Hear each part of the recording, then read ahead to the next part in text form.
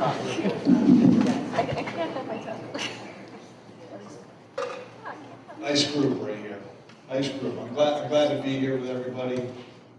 This is one of my most enjoyable evenings of the school year, recognizing our students and our student athletes. I'd like to welcome our athletes, family members, administrators, and coaches that are here tonight, and those watching on the live stream at home, tonight's Senior Athletic Awards program. At this time, I'd like to ask everyone to please rise and stand and join me in saying the Pledge of Allegiance. Pledge allegiance.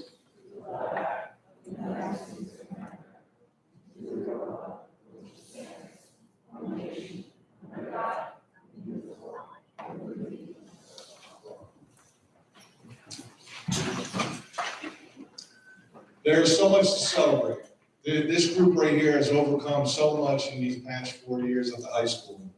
But before we celebrate our coaches and our athletes, I'd like to first thank some special people that help our athletic program.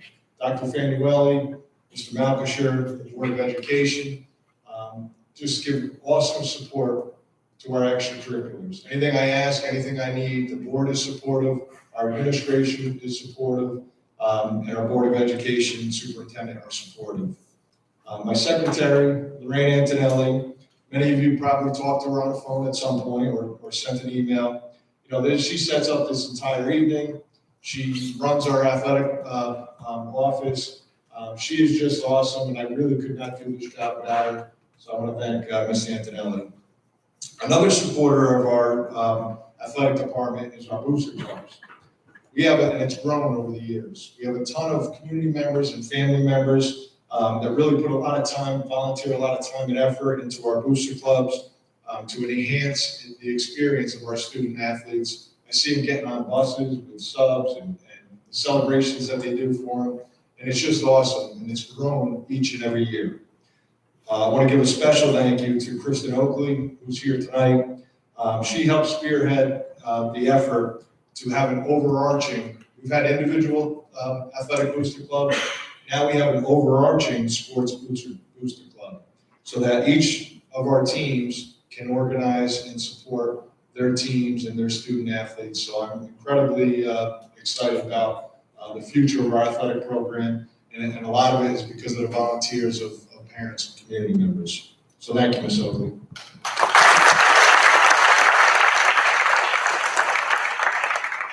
A big thank you goes out to the parents and families. You know, I'm a parent. I know how much time and energy it takes to support your child in extracurricular activities, whether it's band, drama, sports. It takes up a lot of family time and spring breaks, winter breaks.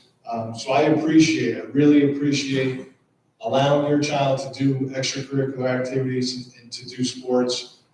We've had a 16% increase in sports participation from last year to this year. So it's amazing that our parents understand the value of athletics and sports and are allowing their child and pushing their child to try different activities. And I think it's invaluable. Just like the classroom, I think the athletic experience are shaping these fine young men and women into great community members and into society. They're going to be great workers. A big thank you to the parents and families. I just thank them. I would also take a moment to thank our varsity coaches. All of this would not be possible without the commitment of our coaches, varsity, modified, JV. None of this would be possible. In this day and age, people watch videos, they see how difficult it is to coach, right? People are tough on coaches. They're tough on officials. They're tough on everybody nowadays, and they feel free to open up and express themselves. It takes a lot, and I know these coaches here do it for the right reasons. They're committed all year round. They're committed to the school. They're committed to their athletes. They're committed to what they're doing. They don't do it for a paycheck. They do it for the love of the sport and for your child. And please take a moment and give a round of applause for our coaches.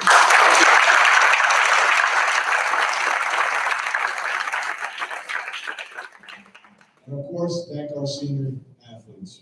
I'm so proud of the accomplishments that you've done over your career here at Spack and Kill, balancing both athletics and academics.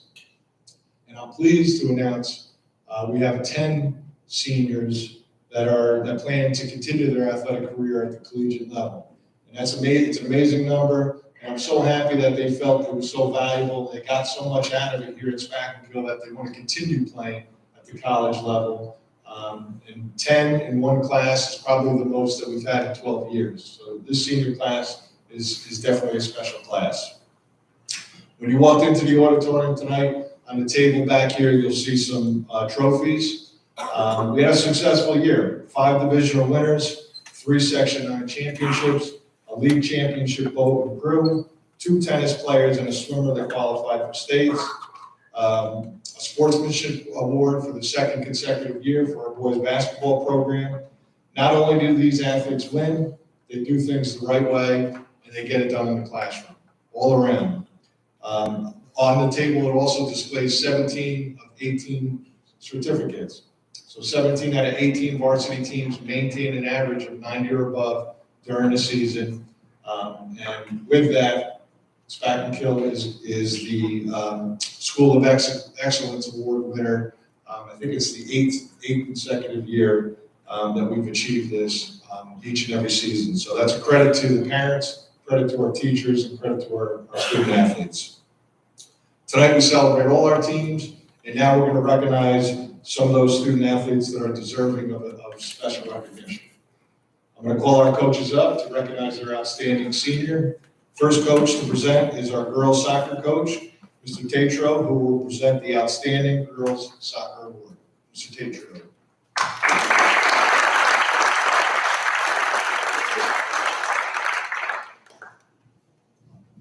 Good evening, everybody. How are we doing tonight? Glad we were able to have this get together. I know last week was a little difficult for many people. I want to start off my little speech here by saying thank you, Marco. Thank you, Lorraine, for everything you guys do. They really make my life easy in terms of coming in and just being able to coach. They take care of all logistics. So thank you guys for everything you guys do for us. So for me, being a second-year coach, being fairly new to the school district, it's always nice to have an upperclassman step up and really take on that leadership role. And my outstanding student is Maddie Shrico. I think I finally got that right. But she's a fantastic kid. She was my captain this year. She really came in, understood what I was trying to teach the girls, and she kind of just re-emphasized everything I was doing all season long. I could never ask for somebody to work harder for me, be a leader out there, and really just strive for excellence at all times. Maddie, I wish you the best of luck in everything you're going to do in the future. I know you're going to have plenty of opportunities to play more soccer. I hope even at the club ball level.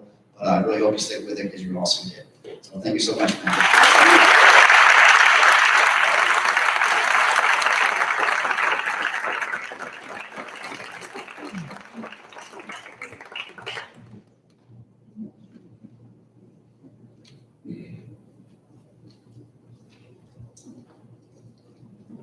All right, next award is our Outstanding Boys Soccer Player. The award is named in memory of Manny Blanco. Manny Blanco was a varsity soccer coach and taught middle school teacher. Anyone that knew Manny knew the character and the type of person he was. He was a friend to all, and we think of Manny often. Here to present the Manny Blanco Outstanding Boys Soccer Award is head coach Brendan Cross.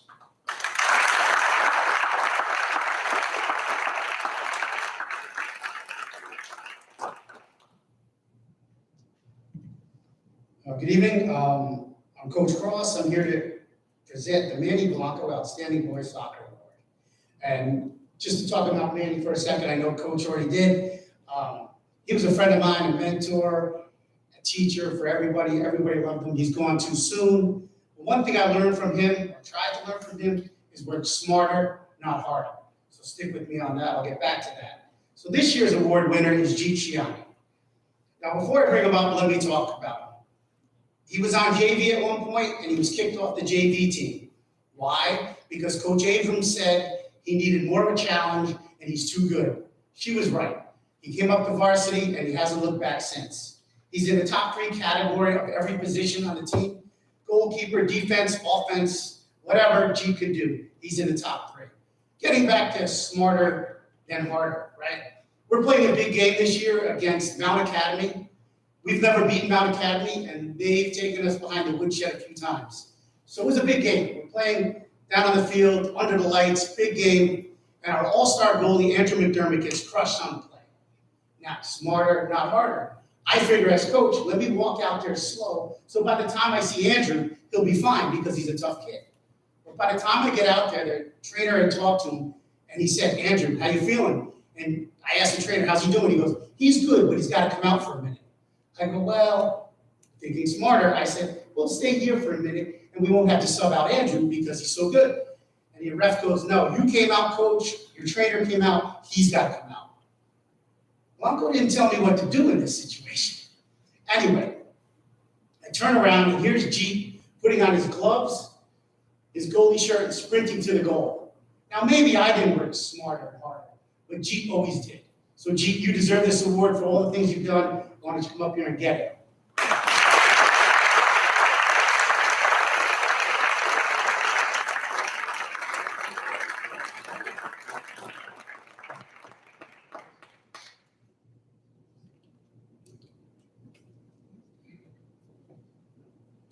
Next up, we have our baseball and girls basketball coach, Mr. Neese, who will present the Outstanding Baseball Player, the Carl Benezer Award, the Reuben Carey Memorial Baseball Award, and the Outstanding Female Basketball Award. Coach Neese.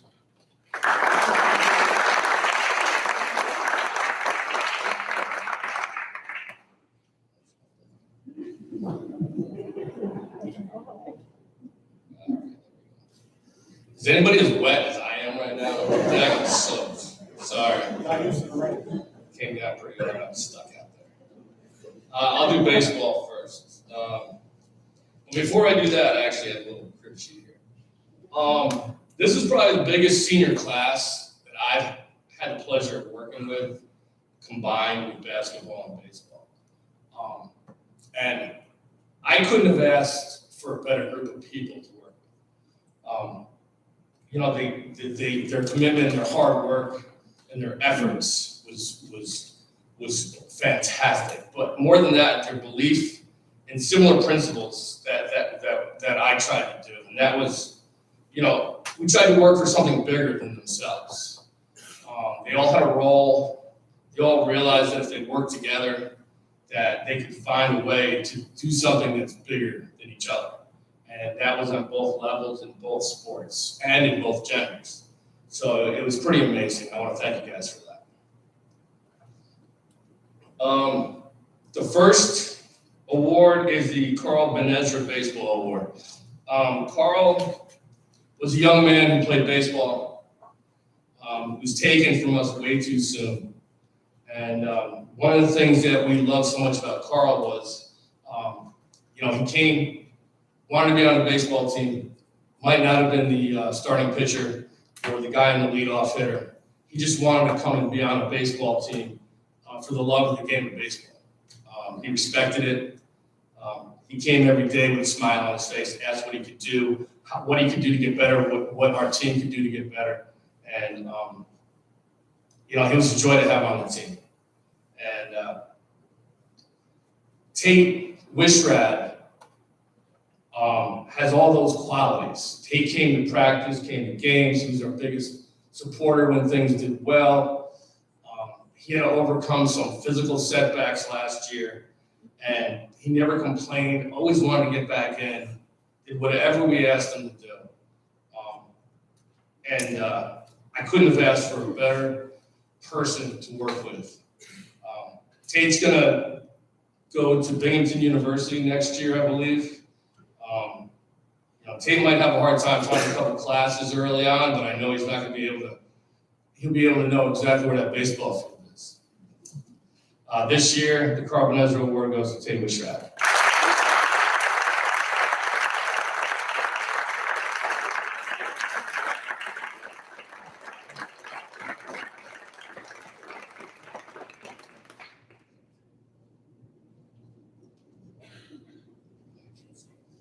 Our next award is the Reuben Carey Memorial Award. This award goes to a baseball player who had the opportunity to work through the town of Poughkeepsie baseball or softball leagues. Coach Carrion actually was my Little League coach back when I was younger, maybe not small, but younger. Coach Carrion was awesome. I grew up in his house because one of my friends was his son. We grew up playing together, and Coach was always about respect the game and respect the people around you that play it. And I always remember that. And we were fortunate enough this year to have Nick Ryan as part of our team. Nicky was probably the most or best defensive catcher to come through this program, by far. He was smart, he was quick, he was fast, he had an arm, he could hit. He had the whole package, but he respected the game and everything about it every day. And unfortunately this year he couldn't finish out his senior year on the field, and he was at practice every day helping the younger catchers, trying to get them to get better. And quite honestly, our catchings got so much better as the year went on, and that was because of Nick. Nick's going to go on to play baseball at SUNY Cortland next year in the fall, and I wish him so much luck. I know he's going to do great things. Nick Ryan.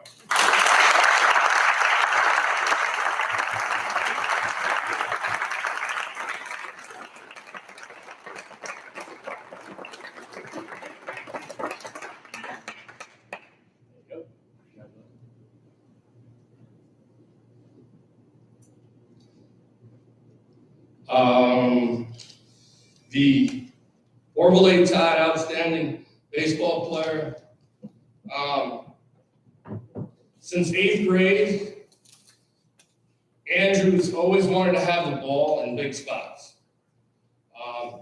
He became a team leader probably as a freshman. He wanted to make sure that he was the hardest worker in the fields, and he always helped the younger kids try to get better, whether it be pitching, hitting, whatever the case may be. I loved having Andrew at games because, quite honestly, he would tell me things that I didn't even think of. And I think we were better because of it. He always wanted to get better, and he always wanted to put team first. And I think that was so great about Andrew. Andrew was selected as Dutchess County Small School Player of the Year this year. And we're really going to miss him because he always wanted to rise to the occasion whenever he wanted to. And the good thing is Andrew liked the same music as I did, so it made it nice that way. This year's award, Andrew's going to be going to St. Thomas Aquinas in the fall and continue his baseball career. Andrew Speranza.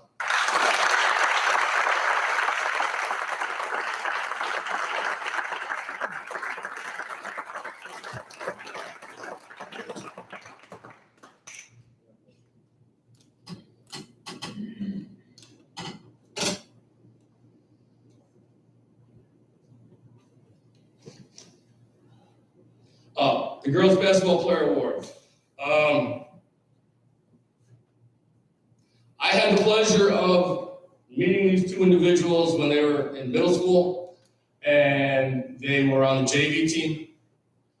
And I asked them if anybody wanted to help out with the varsity as we went on through sectionals. And they were the first ones to raise their hand. They said, "You'll do everything you want, just let us know." I said, "Sure, let's know." Ever since that moment, there has never been a time that I couldn't count on these two individuals to do whatever it took to help with our program.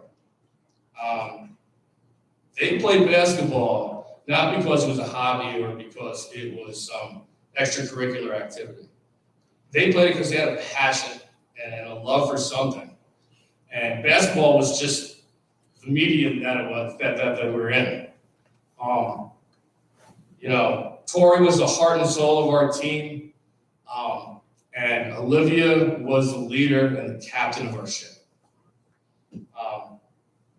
They both mean so much to me, and I couldn't think of a better way to send them out as when they came into our program, and that's together. Victoria Guy plans on going to Coastal Carolina University, and Olivia McHale plans on attending Marist College. Corey and Liv, come on.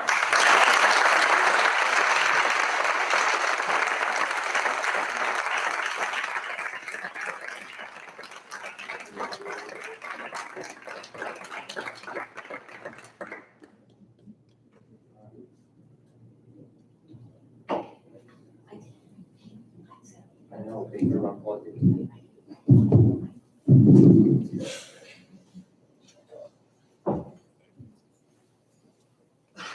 I also want to mention that Coach Neese was named the Dutchess County Baseball Coaches Association Small School Coach of the Year. So congratulations.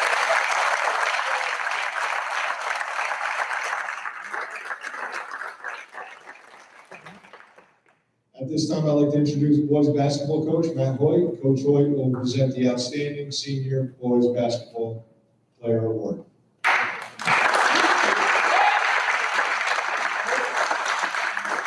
Good evening. First, I just want to talk about, we had an amazing season. We had 17 wins this year. What a tremendous year. We only had 4 guys return to our program from a year ago.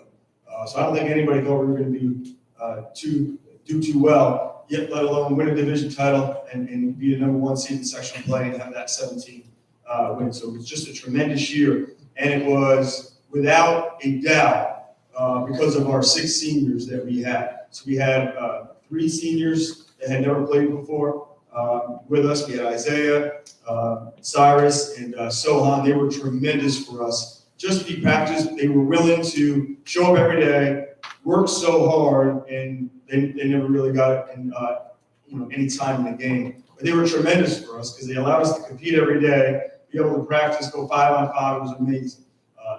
They were so valuable, and I hope they know that I've told them that over and over again. But for guys, sometimes they're not going to get in the paper, they don't have any stats or anything like that. They were tremendous for us, and it really was, helped us be as successful as we were. Then they had my 3 senior returners, so obviously I only have 1 guy I'm giving you awards to tonight, but I had Sinad, who I hope he knows what I feel about him. I absolutely love him as a person, one of my favorite people. I've been coaching basketball for 21 years. I can't say enough about a kid like Sinad. He is tremendous and just was an honor to coach. We won a lot because of kids like Sinad, who just bought into everything that we did. He led the Section 9 Class B in 3-point field goal percentage. He was at over 40%, which is a ridiculous number. And he just was so unselfish, bought in. I couldn't ask for a better kid to coach. We had Oliver Katz. He makes you smile every day. You look at him and you see him. He has a great attitude in life, and he was a starter for us. Just loved playing basketball, so it was just a tremendous person to be around. And the 2 of them are going to be they're going to do some great things in college. And my whole season I owe to those 2 guys. Again, extremely grateful and thankful for them. Our winner tonight is for boys basketball is Richie Decker, and Richie was an absolute pleasure to coach. He is a basketball guy. He loves it. He played all year round. He was tremendous for us. He was, he made all county, and he was our leader by far on the floor. If we don't have Richie, we have 4 wins this year. There is no question about it. Richie is extremely unselfish. He scored about 10, 11 a game. He could have scored 15, 16. He is a true traditional point guard who was worried about everybody else, getting everybody involved. He was our guy, and he was tremendous throughout. The last 2 years have been awesome. Richie makes us laugh every day in practice, makes us smile, but when we were ready to go in practice, he was such a leader. He's tough, he's fierce, he's a competitor. He's locked in, for the entire practice and in every game that we had. And there's no, like I said, there's no doubt that we have like a 4-win season without him running and leading us throughout. Tremendous, absolute pleasure to coach, and extremely grateful for him as long as with my rest of my seniors. So tonight's winner, Richie Decker.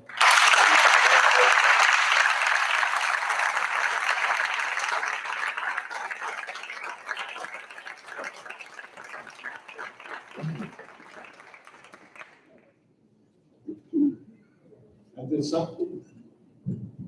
this time, I ask our varsity cross-country coach, Ed Kennedy, to come up to present the Senator Wilson Junior Cross Country Award and the Vishal Shah Memorial Cross Country Award. Coach Kennedy. I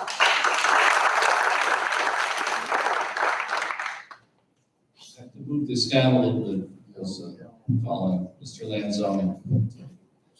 Listen, I gotta mention something here. I've been coaching for over 4 decades. I've had over a dozen athletic directors. In this time, Mr. Lanzoni has been by far the best. He shows up not only at the sports that I've been coaching, but I see him showing up at all the other, he's always, I call him up, oh, I gotta be over at this other team. I never had an athletic director that did that kind of stuff. You guys gotta give this man a hand.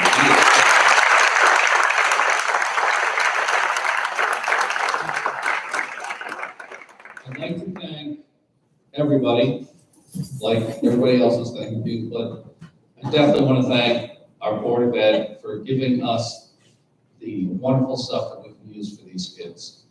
And then I'm seeing these kids grow up. This is my 6th year here with you. And I've seen them grow from middle schoolers all the way up to these seniors.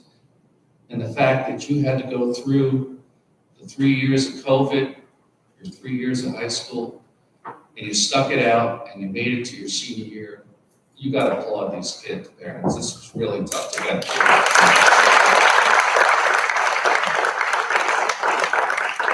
Okay, the one thing I learned a long time ago, though I can't be too long with this, so we got a lot of people to talk about.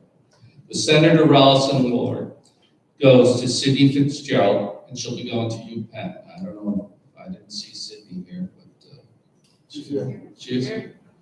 Well, come on up, Sid. Let's get that award. There she is. UPenn, one of the oldest institutions of higher learning. Way to go. Good job.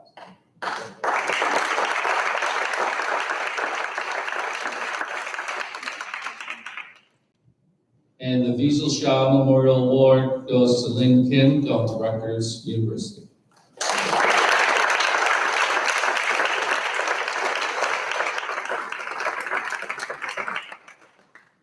These 2 girls did all 4 years on the cross-country team. However, this year was a pretty tough one, but for the first time ever, and since I've been here, and the first time that I can see in cross-country's history, we didn't lose a meet. We didn't win them all, but we won half of them, and we tied the other half. So they did a wonderful job leading this team. Good job to those girls.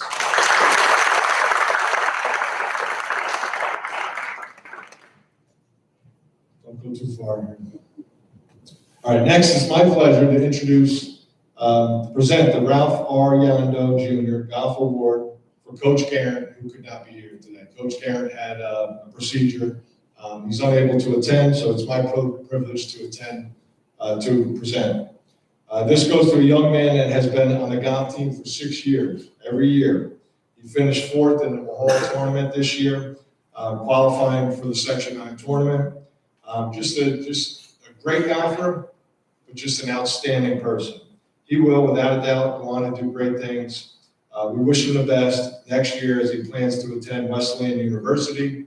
The 2023 Ralph R. Yando Jr. Golf Award goes to Oliver Katz.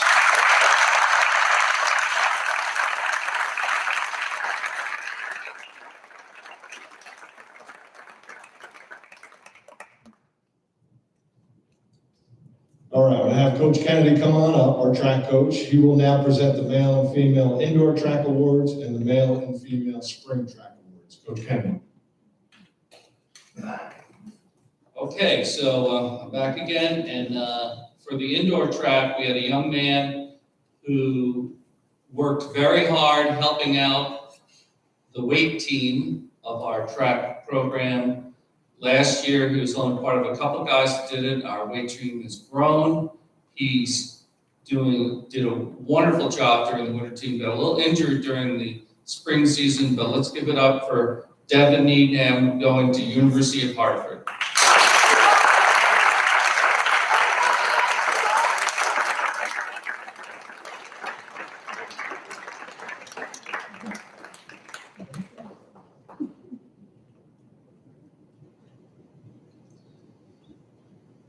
Our indoor track award to our top hurdler, and by the way, during the spring season, our hurdlers were actually the top scoring section of the girls' team, and it goes to Crystal Pulligan. Is she here? Yes.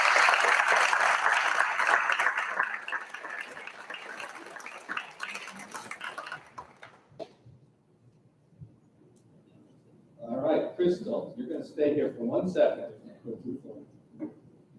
Okay, Crystal was the captain of the girls' spring track team. Highest point scorer since I've been here for 6 years now. Scored over 100 points for the girls' track team. Highest we've ever had. And she set the school record in the pole vault, an event we just brought back. Wonderful job, Crystal.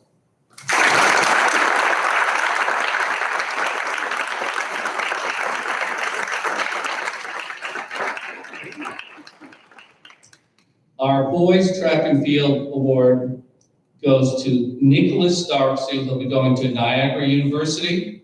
Come on down, Nick.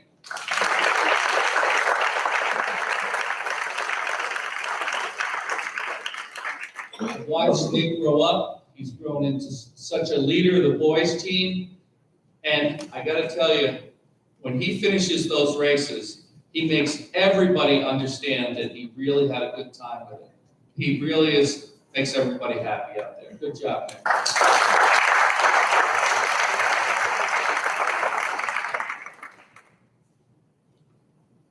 Our next presenter is Coach Cars, who will present the Outstanding Senior Cheerleading Awards. Coach Cars.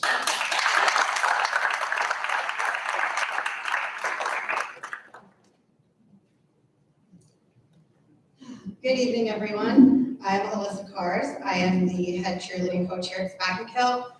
Tonight I'm presenting the awards for Outstanding Senior Cheerleader for the fall and winter season. I first would like to acknowledge all of my senior cheerleaders. I wish I could award every single one of them.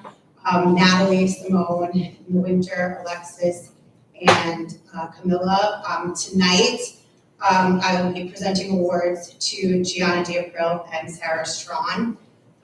Before I talk about them individually, I do want to just say these two are going to leave a big hole in this program. At our first practice, down in the cafeteria, with maybe 4 or 5 other girls, sophomores, freshmen, I wasn't sure if I was going to be able to really grow the program I wanted to here. These two are the only two left from that day. They have stuck by me day after day, season after season. They show up and they work hard, and they have helped me grow this team from a team of 5 kids to last season with 24 athletes. So that's a huge accomplishment. They have been instrumental in making that happen, and I'm incredibly grateful for these two athletes. The first recipient is for the Outstanding Senior Fall Cheerleader Award. This award is going to Gianna D'April.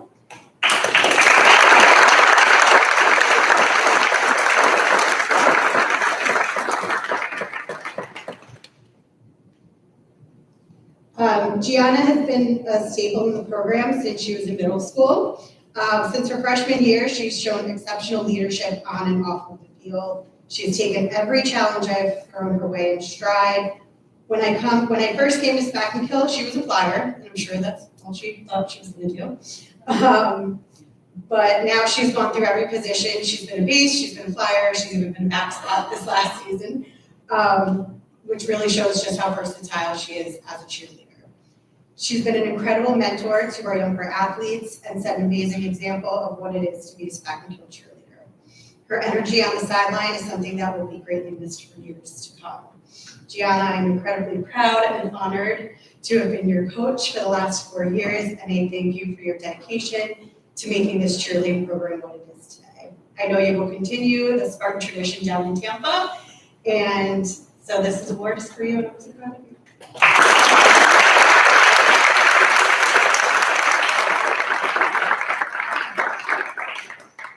The second senior I would like to recognize tonight is for our Senior Winter Cheerleader Award. This award is being presented to Sarah Strong.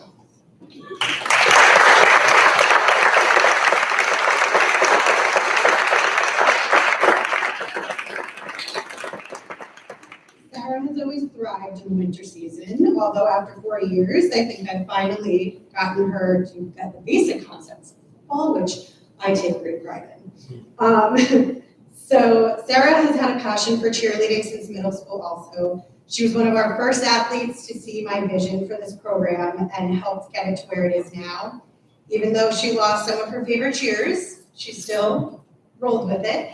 She is one of the strongest backspots I have ever had the pleasure of coaching and really knows how to take charge of stunting sequence for this team.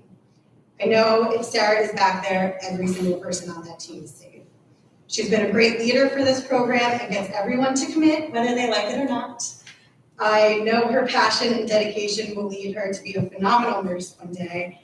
I have considered the last 4 years as your coach to be an absolute privilege and honor, and the Winter Cheerleading Award goes to Sarah.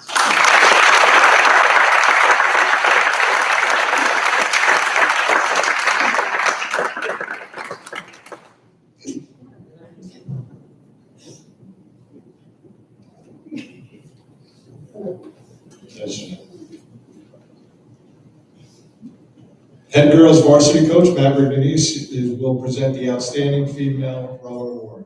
Coach.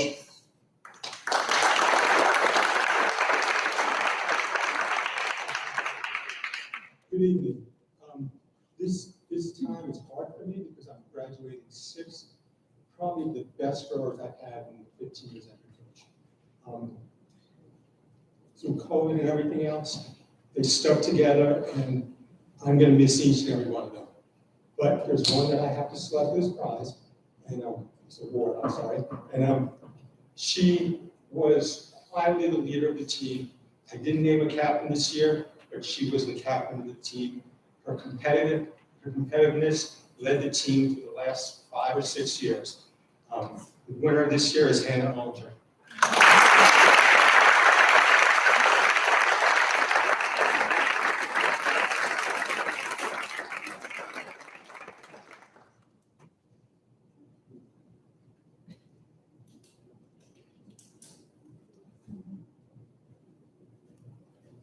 Okay, next up, our head boys varsity crew coach Robin Ackerman will present the Outstanding Male Rower Award. Coach.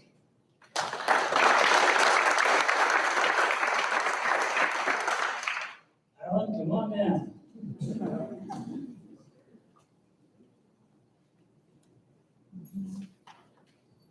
I make my presentation so everyone can see it. Alan joined the crew team as an 8th grader. He skipped the novice program and went straight to varsity. So we've been together for 5 seasons. Alan has been a top performer from the beginning. This also allowed him to be a leader on the team, a role he naturally filled with his big personality and inclination to talk a lot. Alan always encourages his teammates to perform their best. We do 3 2K tests a year. That's rowing 2,000 meters on the rowing machine. It's the ultimate test of what your power is, and there's a number, a time appears at the end of it, and there's no disputing who's more powerful than the next. Anyway, Alan always roots for everyone during these brutally difficult tests. And by the way, if you want to see the color drop out of a rower's face, tell them they're doing a 2K today. He has been the best recruiter on our team also, bringing several friends along who thought they might be up to the task. I promised Alan sometime during his rowing career, he would be able to be a coxswain. You know, the person who is 5'5" and 125 pounds, slightly smaller than Alan. And Alan's nothing if not persistent, so he reminded me regularly that he wanted to be a coxswain. So last week he got his chance. His stern was sitting pretty low, his knees were pretty high, but he declared it was the happiest day of his rowing career. So thank you, Alan, for 5 great years.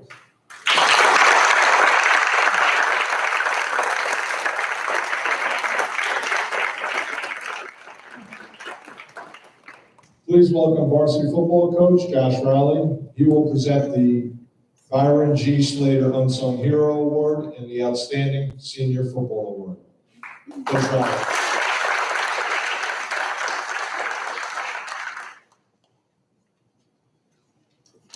All right, thank everybody. I just want to thank everybody for being here. Thank all the parents for all the time and dedication that you guys put in as well for with practices and everything, and with everything we ask of your kids. Really always appreciate your support, and I want to make sure I thank Mr. Lanzoni too for giving myself and all the varsity coaches the opportunity we get to work with your kids every day. Similar to other coaches, just want to make sure I give a shout out to all the seniors I had. I had 8 seniors this year. This is only my second year as the head coach in the program, and similar to Coach Carr's, our cheerleading coach, this has kind of been a work in progress, getting people to come along for the journey. And the past 2 years of this senior class, starting as juniors obviously, and now seniors have led us to back-to-back appearances in the sectional championship game, winning one of them. So it's really been awesome to have these guys along for the ride. Every single one of these guys hold a special place in my heart, and one female.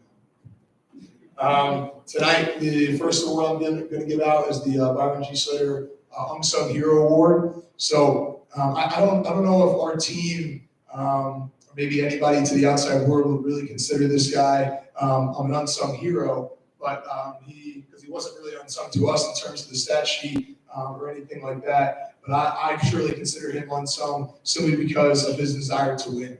I think you hear that a lot. That's a very common phrase. Like all they wanted to do was win. But it was, in my opinion, it's very rare that that's just truly felt through and through by everyone that they come in contact with. This guy played 4 years of varsity football. And another rarity going through the Raiders, especially as a smaller kid when he came in, and he was able to kind of build himself up. He was able to change positions. Because of the muscle and mass he put on, and really became a force for us as kind of the years go on. And, unfortunately, couldn't be here today. He's at his college orientation, but I just want to make sure I talk about him. So this year's recipient of the Byron G. Slater Award was Nicole Dominic.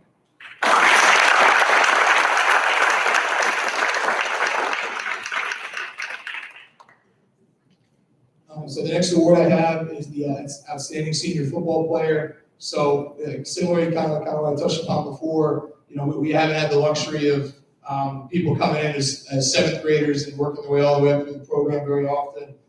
This guy's kind of another example of that. He started playing his 10th grade year. I coached this guy in modified baseball, and I was kind of always urging him that I thought he'd be a good football player. And one day he finally bit the bullet, decided to come out, and he never looked back from there. I think he definitely, to this day, would consider himself a football player all the way up until the end. With that being said, and that changed for him quickly. He's an extremely selfless player, always putting everybody before himself. Once again, I know that seems to be a theme of this team, but he really thrived in being our heartbeat, thrived in being our leader, thrived in being our captain, and the guy who everything kind of went through on and off the field with his leadership. He's not someone that's going to be easily replaceable his junior year. He was an offensive lineman simply because we needed to play offensive line, and led the line to a Section 9 championship. And then this year he was the #1 receiver in the league. So he's super versatile. He's going on next year and playing football at Plymouth State, studying physical education. Had a good role model, I guess, for that. So I'm going to miss him more than he knows. He's got a special place in my heart. And this year's Outstanding Football Player is Carter Richard.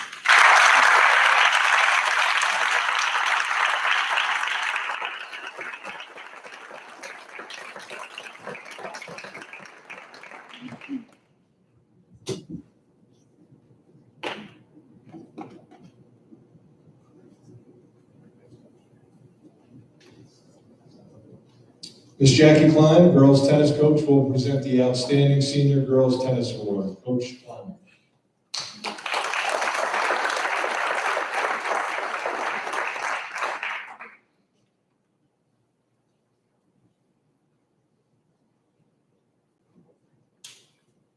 Thank you, Mr. Lanzoni. And I too would like to thank everyone for their support through the years, particularly the athletic department, because not here every day. And they make sure that I know everything that's going on, and if I need help, particularly Lorraine, an email goes out, and 5 minutes later, I have an answer. So, this year, the girls' tennis team record was 6-3, and we sent 5 girls to sectionals. However, it was an interesting year in the sense that we had to make constant adjustments in our lineup for several reasons. If someone can't play in their position, I have set rules on how I can fix the team. I can only substitute once. After that, I have to break up my whole team and just move everything. And we did that quite a bit this year. And for that reason, I'm going to give 2 awards tonight because 2 young ladies were really involved in this. And even though the girls try out for the team and they win either a singles position or a doubles position, they can't rely on them because sometimes they have to play both. The first award goes to a young woman who has 6 years on our team. And she started in doubles. In her junior year, she played first single. And I'll never forget the night we played in the dark and won the match in a tiebreaker. And this past year, she played second singles. And there were times when she wasn't able to play for several reasons, but she handled the situation in an adult manner and with grace and continued to support us. And she's going to attend Barnard College this fall. And the first award goes to Sumita Kamari.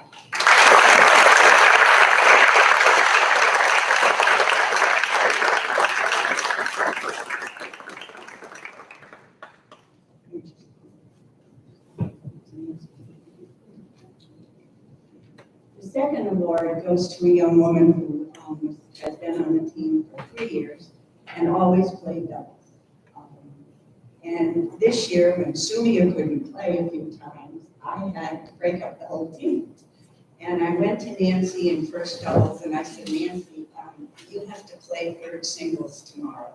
And she never had it more than a day's notice.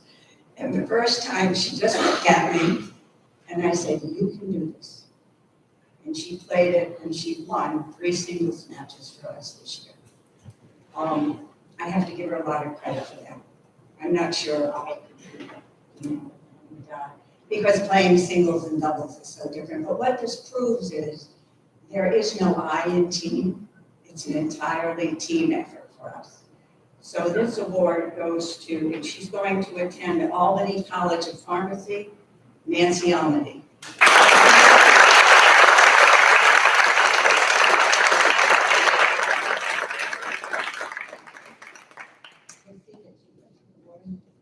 Thank you, sweetheart.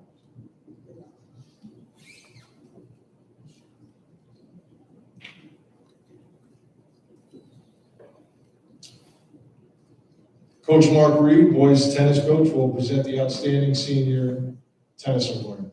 Coach?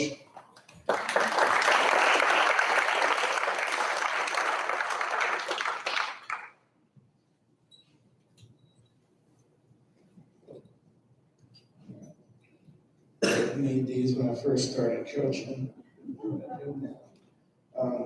Thank you, Mr. Lanzoni, for your continued support. And I would like to say this year's recipient of the Outstanding Senior Tennis Award goes to Jeet Shahani. You can come on.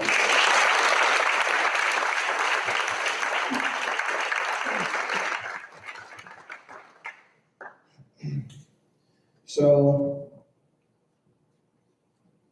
I first met Jeet in 7th grade when his mom brought him to me for an evaluation lesson. He was good even then. He made the team in 8th grade, and he has the rare distinction of playing first singles from 8th grade all the way up to 12th, which has never happened before. From 23 years of coaching, I would say that Jeet, despite all of his efforts, really overachieved. In 2 years, we're kind of depleted because of COVID and COVID restrictions. But as an 11th grader and 12th grader, Jeet at first singles was undefeated, went 13-0. Won the Mahal singles tournament, came in second in sectionals, and qualified and played at the USTA Billie Jean King Center and New York State Championship down in Queens, New York. That was last year. This year, Jeet also went undefeated, and when it came to the postseason, he made a bold decision to, instead of go back as singles, to play doubles. I remember the night I went to the coaches meeting and gave them this news. It was quite a shock to them because so many of their players had kind of went wild card doubles to get away from Jeet so they wouldn't have to play him in singles. And he chose to play doubles. A lot of people told him not to, including the Section 9 chair, but Jeet kind of stuck to his guns and decided that this is what he wanted to do, and that he would prove everybody wrong, which he did, because not only did he win the Mahal tournament, he came in, him and his partner, Edison Sun, came in second at sectionals and also qualified for states. So congratulations.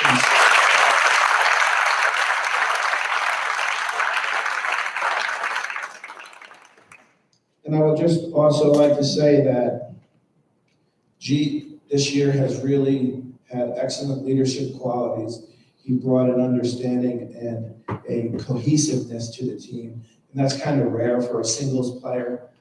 Tennis is such an isolating game in some respects, and it's so individualistic that oftentimes they're kind of don't have the opportunity to really share and be team players.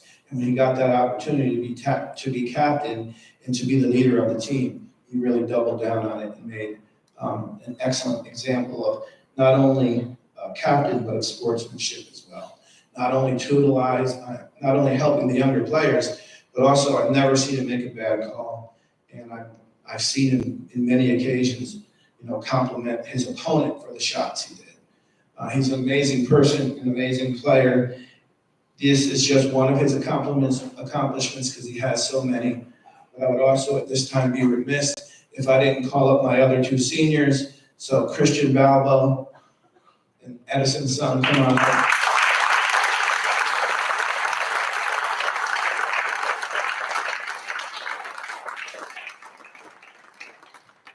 I normally don't do this, but these three guys are so inseparable, and they really do take pride in each other's accomplishments. They are the triumvirate of victory that led us to 13-0. Edison went undefeated, Christian went 12-1, and Jeet went undefeated. They were the backbone of the team, and really the three of them were great examples. And I hope and wish that they always remain lifelong friends because, through the ups and downs, we'll always have each other and the common experiences that you went through. So congratulations.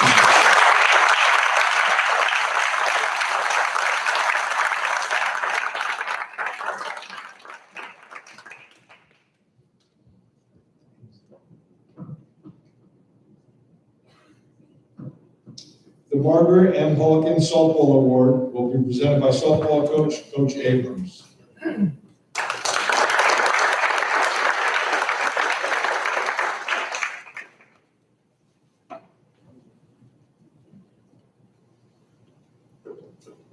Good evening, everyone.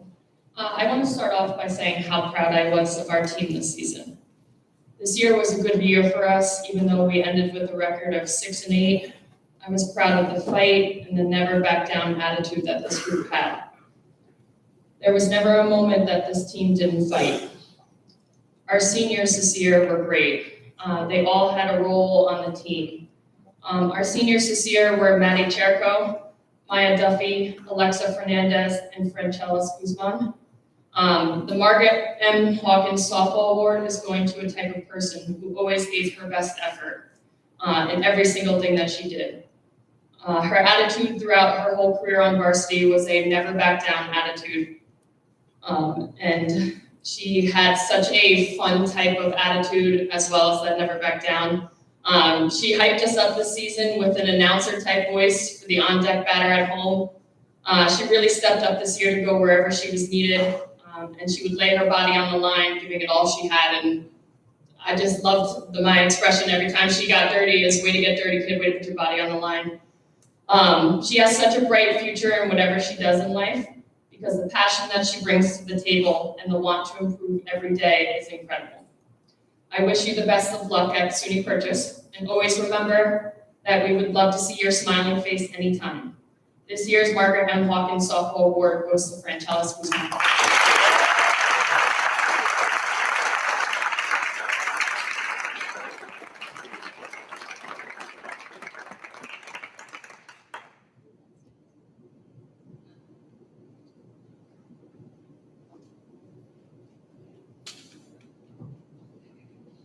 Next, I invite Coach Cassie Diamond to present 2 awards, the Margaret M. Hawkins Volleyball Award and the Greg Diamond Memorial Award. I'd like to take a moment as well as she's coming up here and just publicly congratulate Coach Diamond. She was named the Poughkeepsie Journal Volleyball Coach of the Year. Congratulations, Coach.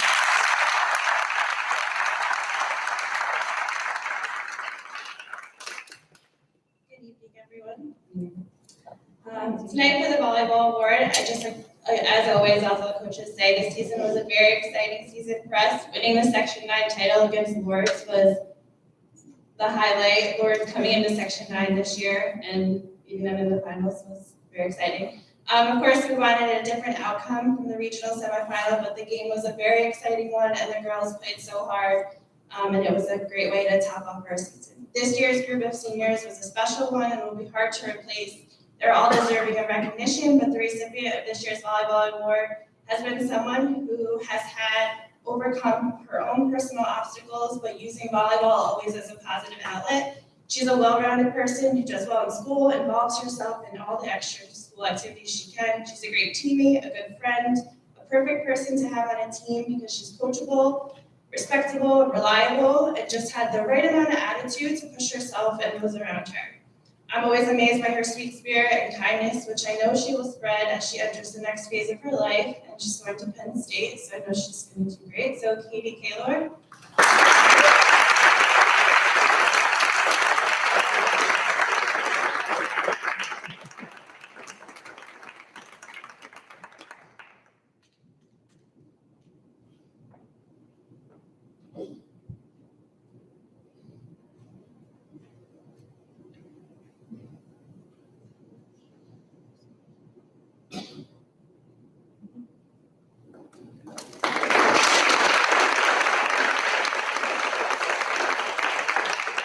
The second thing is our Greg Diamond Memorial Award. I'm over here, Jordan.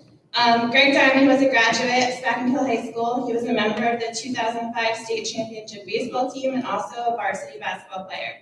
He loved any sport from watching the Olympics to hockey to baseball. He was all about the X's and the O's of the game. He could see it better than anyone I knew. He came back to Spackenkill as a basketball coach and an assistant baseball coach. The Greg Diamond Award recognizes someone who loves to just be around the game the way that he did, someone who puts the team's accomplishments before his or her own individual stats, and it recognizes someone who supports our athletics here at Spackenkill and not just their own sport. This year, there was actually 2 people that the committee felt like were deserving of this award. These 2 athletes can be seen all around Spackenkill athletics. Their respective coaches could always rely on them to pick their teams up during low moments, setting examples of what teamwork looks like, and it's no surprise that you've already seen both of them up here tonight. So the first athlete we'd like to recognize is Franchelis Guzman.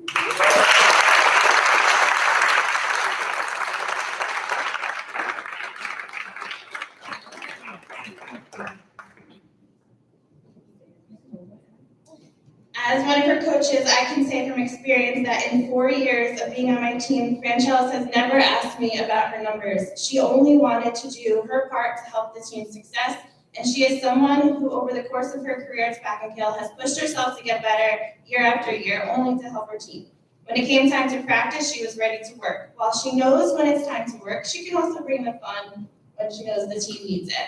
She's always aware of what it takes to make the team successful. She could push those around her to work harder and get better, and personally, I am going to miss her tremendously. But I am so proud that she will be a positive force in another volleyball team as she goes on to play at SUNY University.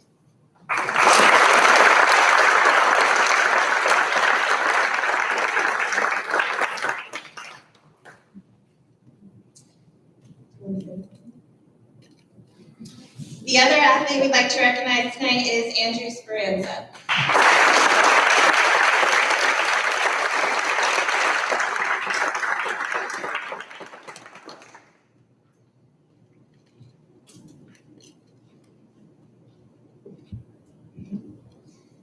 Andrew is also self-motivated and committed to being the best player he can. He's a great teammate and does whatever necessary to help the team. He is a strong leader who helps the younger players around him and also is willing always to help our son Jordan here with his pitching aspirations. According to his coach, as you heard Mr. Neese say earlier tonight, he possesses a large amount of knowledge to the game and always thinking about the ways to help his team get better. This embodies the exact person that Greg was. He actually reminds me a lot of him. Leading his team last year in his junior year to the state championship team as a pitcher is what Greg did as well. So it's been a joy to be around and watch that. As you also heard, he's going to continue his baseball career at St. Thomas Aquinas. So we wish him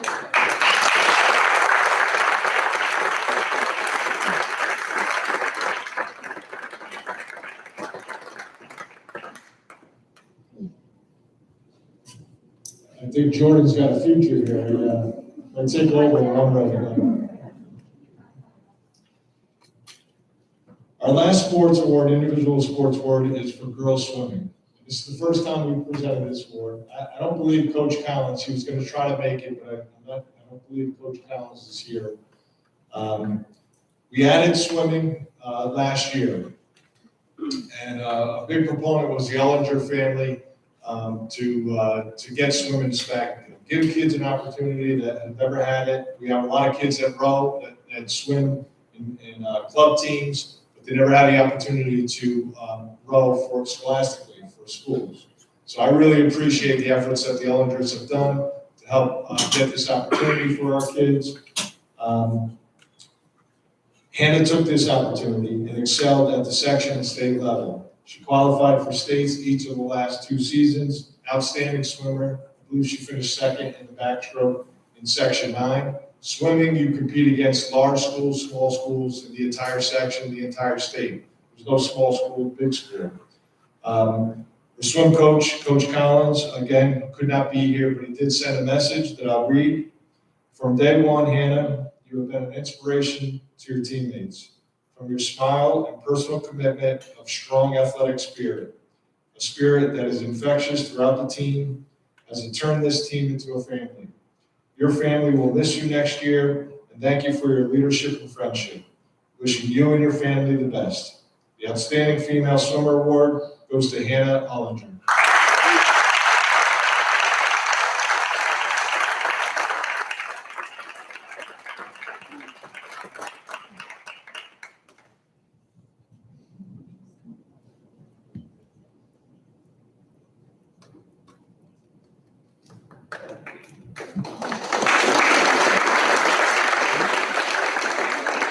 This concludes our individual sports awards. I want to take a moment now and recognize some students that participated in 3 sports. In a time in our society, a lot of students individualize on one sport. They play one sport all year round. And if that's what students want to do and they really have a passion for a sport, that's great. We encourage the kids to play multiple sports. We think it's good physically for them, emotionally, and makes them well-rounded. We have many, especially in the senior class, to take advantage of that opportunity of playing at least 2, and some played 3. So these 5 students started August 20th, and their season ended just about last week. They've been going 5-6 days a week, dedicated to each team that they played, committed, and it's just an amazing achievement. And they also get it done in the classroom. I don't know how they do it. But these seniors are going to receive the Spartan Strong T-shirt. 3 sport athletes. Come on up. Madison Trico, Sydney Fitzgerald, Franchelis Guzman, Lynn Kim, and Christine Marino.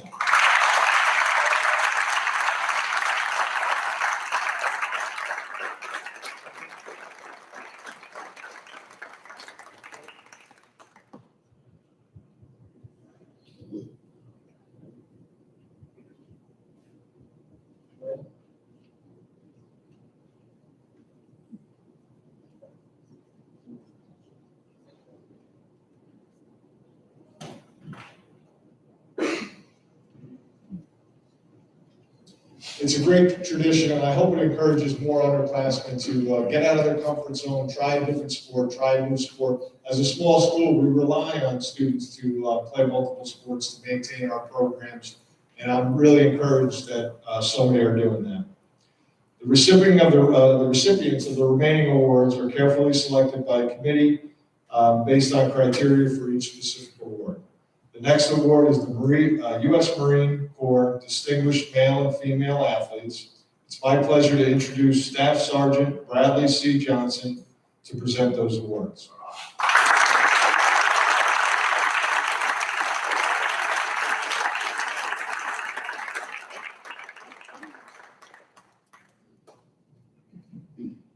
Good evening, everyone. Staff Sergeant Johnson could not make it due to a family emergency. My name is Staff Sergeant Moss. I'm one of his coworkers. And I'm short. Good evening, ladies and gentlemen. On behalf of the United States Marine Corps, I would like to thank you sincerely for opening the doors to your school on this special occasion. It is an honor to be included in your community. Distinguished athlete. This award is to a young man and woman who have set themselves apart from their peers in terms of athletics. Their grit, determination, and dedication have set a standard for others to emulate within their respective sports. As we know, life is a game of inches. 1 inch too many or too few could mean the difference between sweet victory or bitter defeat. This young man and woman have shown they are willing to fight for that very inch. This year's nominees: Christopher Phillips and Olivia Michael.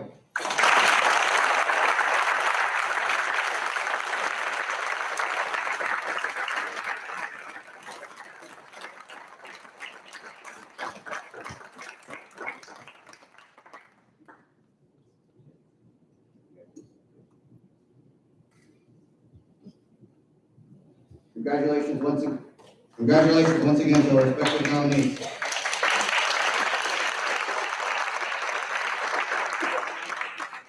You have shown that the greatest nation in the world rests in very capable hands. As you lead us into the future, do not forget the lessons you have learned within the walls of this school. Again, thank you for allowing us to be a part of this special evening, and Semper Fidelis.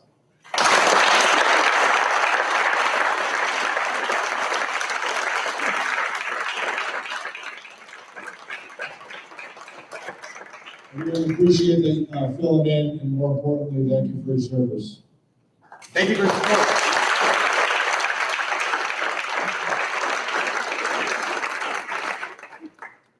The Orville A. Todd Outstanding Male and Martha W. Lawrence Outstanding Female Senior Athletes goes to 2 absolute all-around athletes. They demonstrated outstanding athleticism, sportsmanship throughout their careers. This young man, he was a standout in 3 sports. He decided not to play one of those 3 this year, but he could have won the outstanding award for all 3. And the young lady was, she did win her outstanding awards for swimming and crew. These are 2 tremendous athletes, Steven Ciencio and Hannah Ellinger.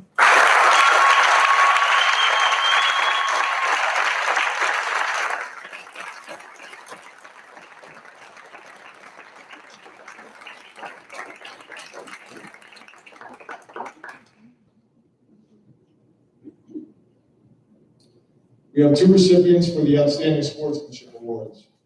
These 2 athletes also demonstrated outstanding sportsmanship both off and on the playing field. And I'd like to add, I'm so proud of our athletes, the way they handle themselves on our basketball team won the Sportsmanship Award, but all our athletes handle themselves so in an outstanding way, and our parents and our community handle themselves.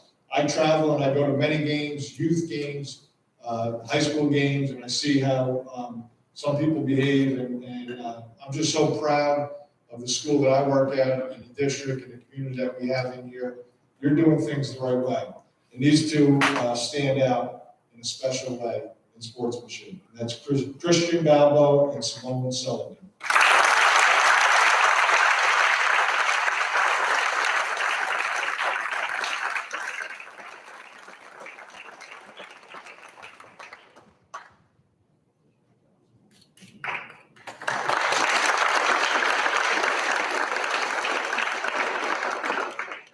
The Richard D. Woolley Most Improved Male and Female Athletes presented to two individuals that have developed into outstanding players and teammates.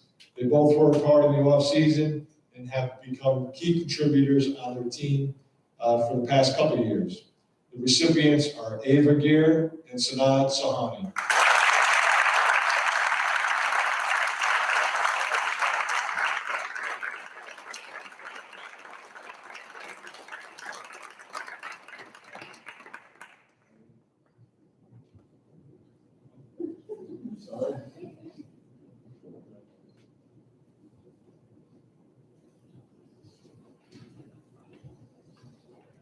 The Brian Baker Award goes to an athlete who will be attending a college for undergraduate study. He always remains a good citizen, has participated in at least 2 sports, and is known for his spirit and leadership.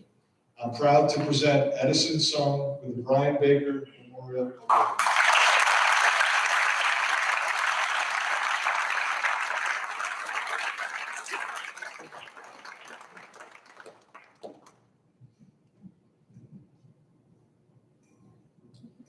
All right, we're down to our last 2. Our next award is the Tony Kutch Memorial Scholarship. This scholarship was started by our Football Booster Club to honor and remember Coach Kutch, a former coach, a former teacher, and an outstanding community member. Students applied by completing an essay explaining the impact that participation in sports has had on their lives. A panel of coaches selected this athlete and the recipient of the 2023 Tony Kutch Memorial Scholarship is Steven Cienzia.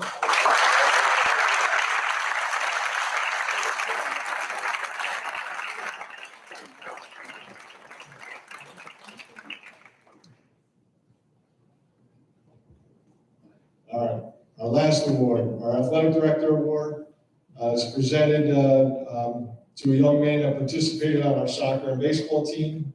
He's a player that's willing to do whatever the coach asks. And I always see him, when I see him in the hallway, he's always got a smile for me, a handshake for me. Always asking when open workouts are, when's the next open gym for baseball. Just a hard worker, a great teammate.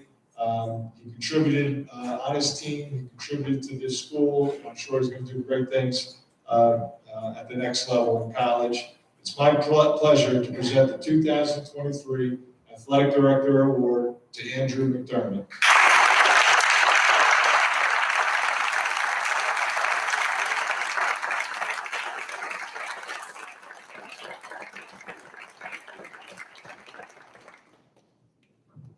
All right, this concludes our program. I want to thank everybody for attending and for all your support.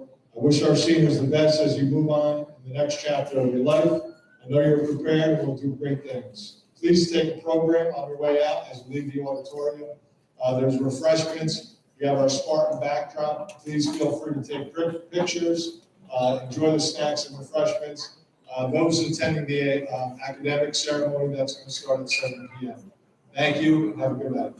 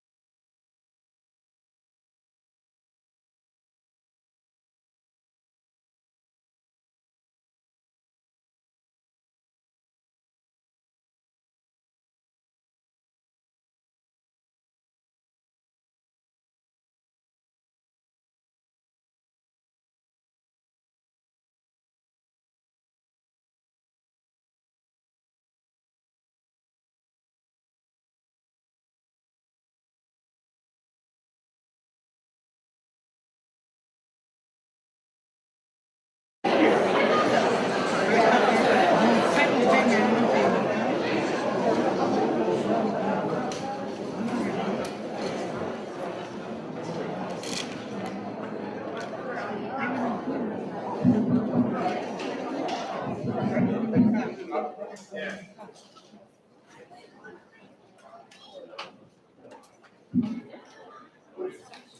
good up there, John?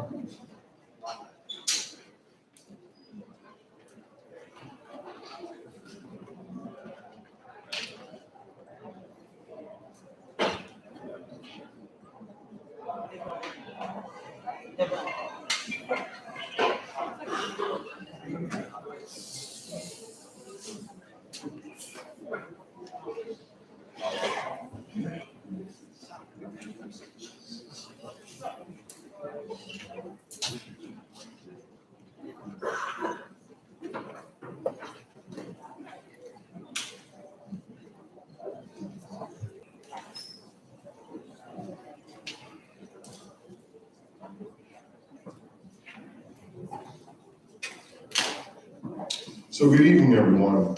First, congratulations to the seniors and their families for their athletic awards. That was a great summer. So to start, can everybody please rise and join me in the Pledge of Allegiance? Thank you.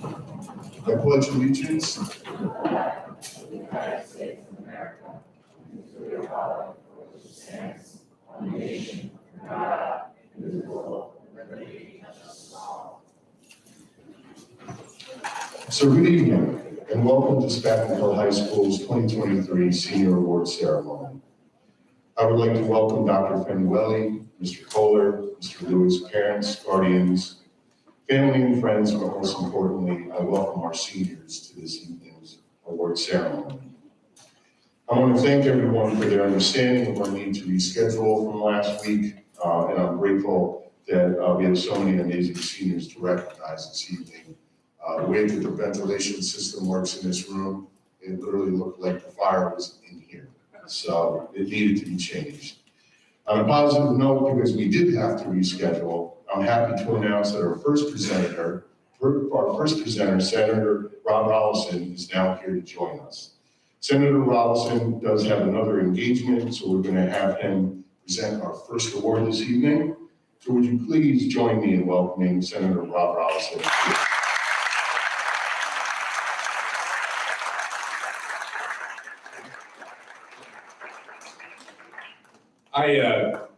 As all of you, the conditions that we endured last week with the smoke from those Canadian wildfires certainly were something that we didn't want to have to go through, and I'm happy to report that we had the same smoke in Albany when I was up there, and that was the reason that I couldn't be here, because we're finished in session, which we finished at 3:30 in the morning on Saturday.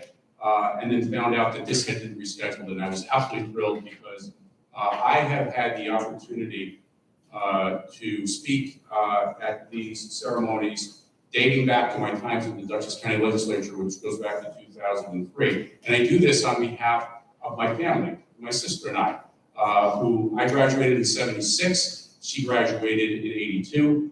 She was a great student, I was not.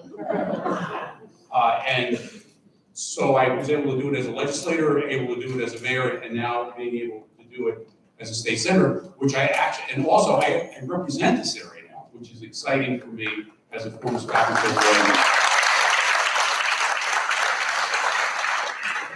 And so when we learned of the individual that was going to be honored with a scholarship in my dad's memory, it was really great to read about this individual. And I can tell you that if my dad was here, he would be thrilled to. And many of you who may know the history of the school district in this building would know that my father loved this school district and loved education, certainly in general, but he had a special place in his heart for the Spackman Hill School District because both my sister and I went from kindergarten right through high school in this very building. And this individual who is getting recognized tonight is a very community-driven individual.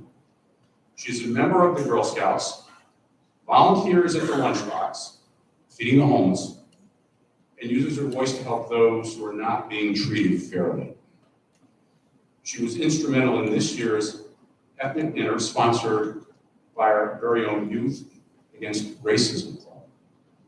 All of these activities are extremely impressive for someone so young, and there is no doubt that my dad and my sister's dad would agree that you, Zia Schwartz, are the model candidate for a scholarship in his name.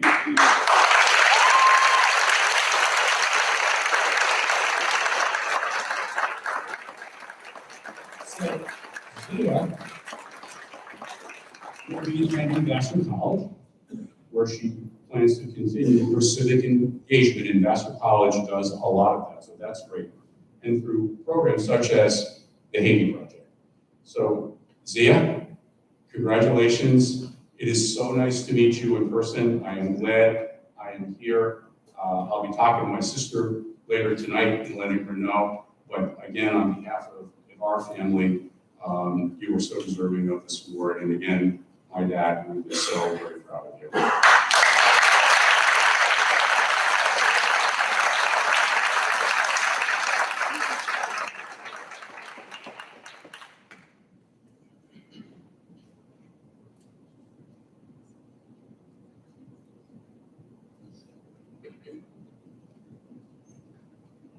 Thank you, everybody, for letting me go first. I appreciate it.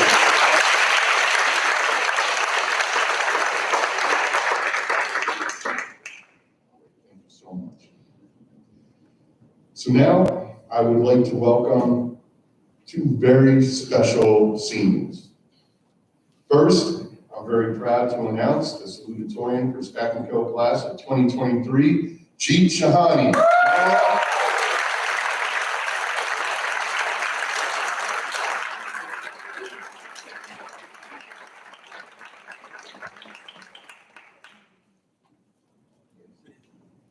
I'm also very excited to announce the valedictorian. Please come up, Addison Song.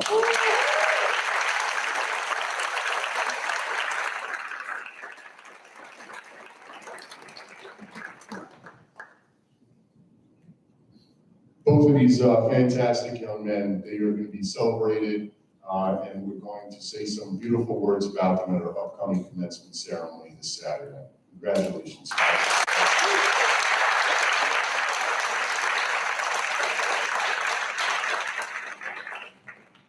So now I have a few students who I'd like to recognize for their exceptional achievements. And when I call their name, please stand at your seat to be recognized. First is for National Merit Scholarship finalist, and that's Jeet Shahani.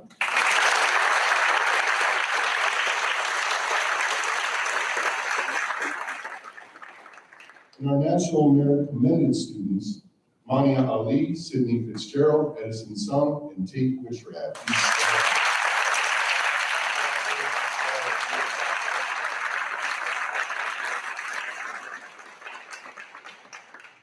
Next, we have our Board of Education Award. This award recognizes a hardworking and dedicated senior. I'm pleased to introduce our Board of Education President, Mr. Daniel Kohler, to present this year's Spack and Kill Board of Education Award. Mr. Kohler.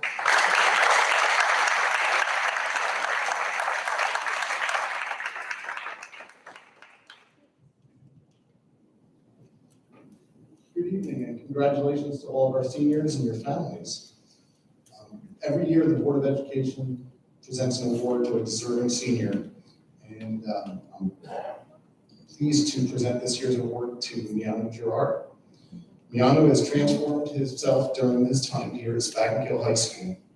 He's a natural helper with a positive attitude and is known for his ability to brighten anyone's day. He can be depended on to bring the best version of himself to any situation. We all feel a little safer here as Miano has been volunteering with Officer Dowdy as part of the security and law program at the Career and Technical Institute. Next year, Miano will attend Dutchess Community College to study health and fitness. Congratulations, Miano.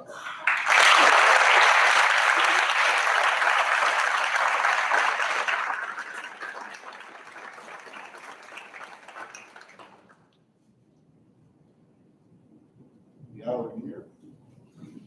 Okay. We'll make sure you get that. Absolutely. Thank you so much.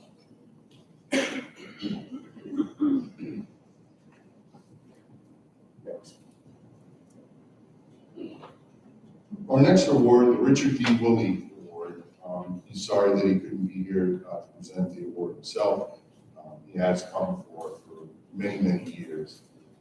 This award is in memory of Rosemary Pendleton. For those of us that have been around as long as I have, she was the secretary to the superintendent of schools and the district clerk of the Spackenkill Board of Education. She did that from 1986 up until 2010.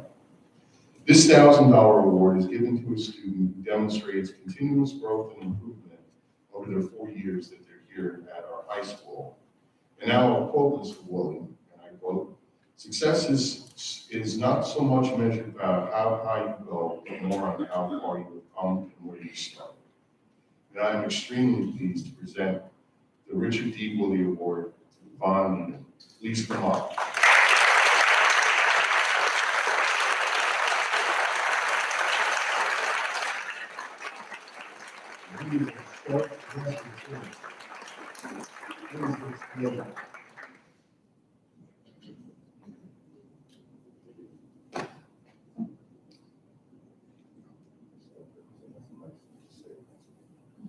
Devon is an extraordinary and unique individual who brings positivity and energy to any interaction he has a part of. He's compassionate, he's empathetic, and he follows his internal code of conduct. Devon is a friend to all who demonstrates genuine caring for those around him. In addition to his many admirable personal qualities, he's also an extremely talented welder. And on a personal note, I've seen some of the work that he's done. He's brought it in to showcase and show us in the office. And some of the stuff just absolutely blows my mind. I'm extremely proud of him. He's demonstrated dedication and perseverance to his craft at BOCES. Devon plans to attend the University of Hartford to study civil engineering and aspires to be a structural engineer.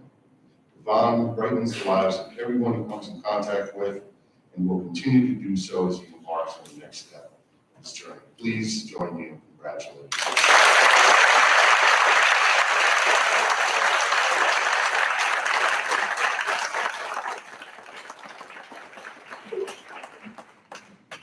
At this time, would you please help me welcome Ms. Oakley. She's going to present our Perfect Attendance Award.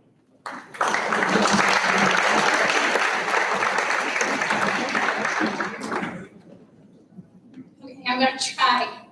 I have no voice from all these senior events. So, the award that I'm presenting this evening is an award that's not presented every year. In fact, I can't even remember the last time an award was presented, and that's why this one is very special. I'm presenting the Perfect Attendance Award to a young man who had perfect attendance not just his senior year or his junior year, but his entire high school career, and I have the documentation to prove it. Having known him for many years, and that's why it was so important to me to be able to present this to him, it speaks to his character and the education path he and his parents made already long ago. To continue on your journey, Mrs. Fahey and I have chosen to present you with a compass that is adorned with a quote from H.T. Thoreau. Go confidently in the direction of your dreams.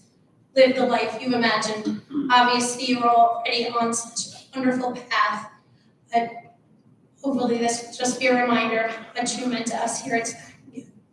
We are so proud of you. It's with great pleasure to present Sanad.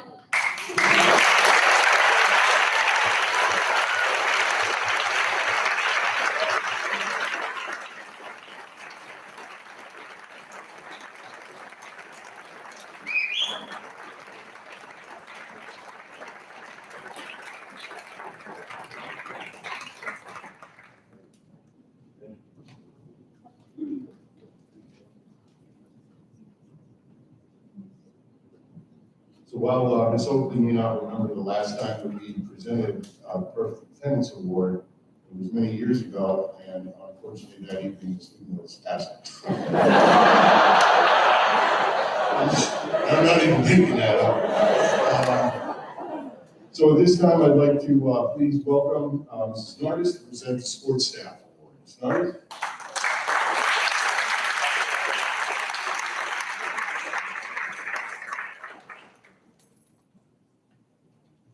This award recognizes a student who helps support staff in various ways throughout the school year.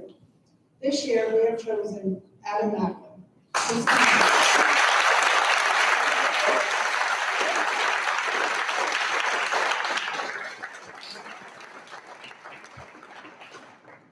Adam has been a tremendous help throughout his 4 years with both the morning and afternoon announcements. Adam, with his fun-loving personality, was always willing to step in at a moment's notice to make the office staff job easier. Adam will always be remembered as the voice of Spackenkill. Thank you, Adam, for your help, and best of luck at Marist. We will miss you.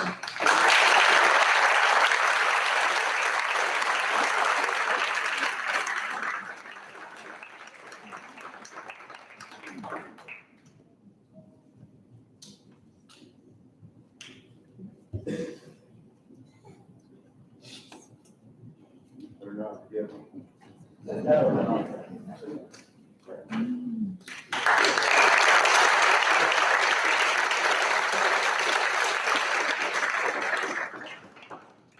Our next award, Croft Corners Fire Company Scholarship. And we have two representatives here with us today. Thank you so much for taking the time out of your busy schedule to be here. This is an award that's awarded to a senior who demonstrates the importance of serving their community. This year, Croft Corner Fire Company has generously given $600 to a senior. And I'd like to, the three of us, present the Croft Corner Fire Company Scholarship to none other than Owen Murray.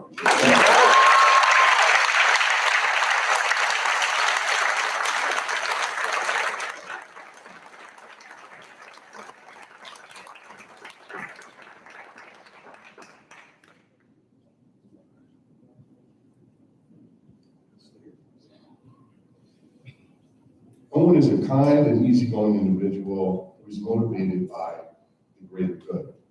His concern for the well-being of others stretches beyond that of an average high school student. He demonstrates this through his daily interactions and through his aspirations to pursue a career as a firefighter. Owen is nationally certified as a firefighter and is volunteer firefighter at Croft Corner Station 5. He is also currently receiving EMT training through Marist College, where he will also be attending college next year. Owen contributes to his community in many ways and will continue to do so in all of his future endeavors. He is a fantastic young man.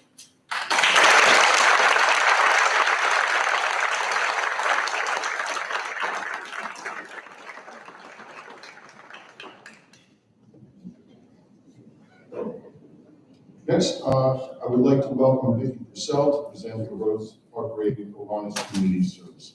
Good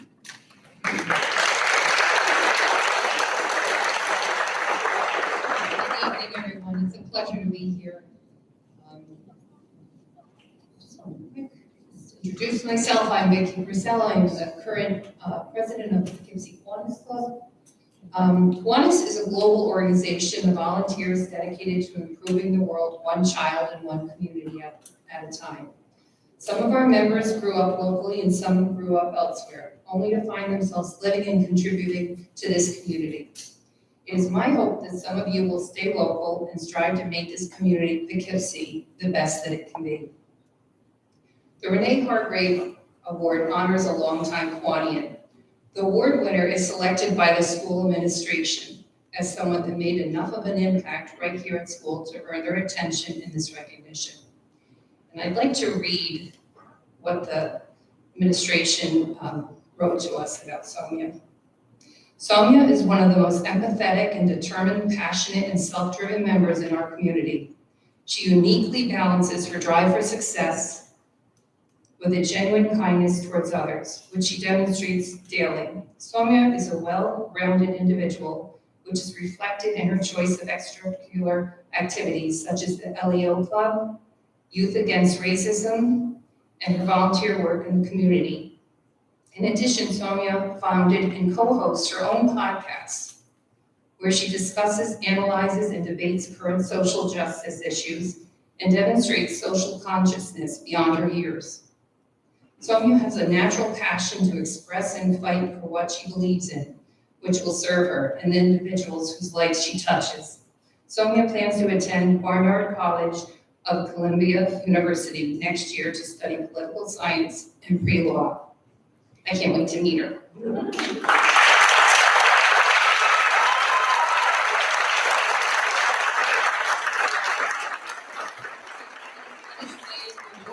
A cash scholarship of $250 to help the student contribute to whatever community she may find herself in, whether it's near or far. Either way, we could all now applaud the awesome potential of Sonia.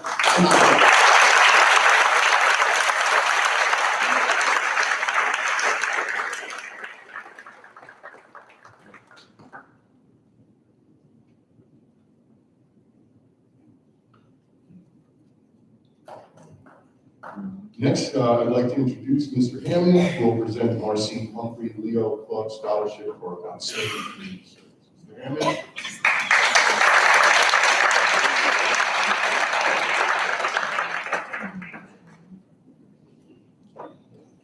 Good evening. Leo Club, Spaghetti High School's community service organization, was started with the first graduating class in 1974 and is the high school version of Lions Club International. Our Leo Club is the largest Leo club in New York State, with over 100 members. This year, I think over 130 members. And it wouldn't be that club without the people I'm about to mention. LEO stands for Leadership, Experience, Opportunity, and the club provided many opportunities for leadership this year. The 5 seniors responsible for Leo Club's volunteer activities this year are the recipients of the Marcine Humphrey Leo Club Award. I have more to say about them, but I'd like them to come down front now. Mania Ali, Nancy Almody, Christian Balbo, Adam Macklin, and Grace Phillips.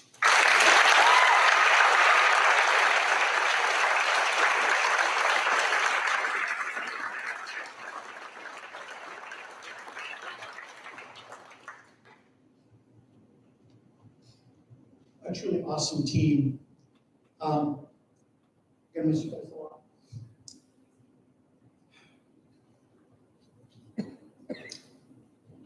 They've made a significant impact on our community, whether you know it or not, and they've done it without an expectation of thanks. They were first members and then officers, and they've worked hard to benefit others. Their leadership allowed Leo members to volunteer in other schools in our district and in many venues across our community. It is their dedication and enthusiasm that brought opportunities to over 100 Leos to serve well over 1,000 hours. One example of great work they made possible is the Adopt a Family program, where we raise money and spend money on our community's neediest families. Last year it was 22 families and 64 children that were given money for groceries and kind of all of the different things you can imagine. People needing it mid-year.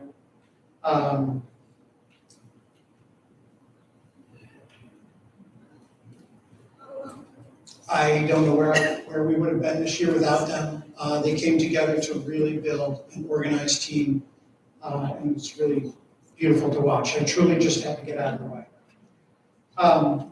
Maya will be attending SUNY New Paltz in the 7-year GO program. Nancy will be attending Albany College of Pharmacy, majoring in biochemistry. Christian will be attending Hamilton College in the fall, majoring in business and finance. Adam will be attending Marist, majoring in math teacher education. And Grace will be attending Lehigh University, majoring in psychology. It has been an honor and a pleasure to be with you all this year. Please join me in thanking them for all.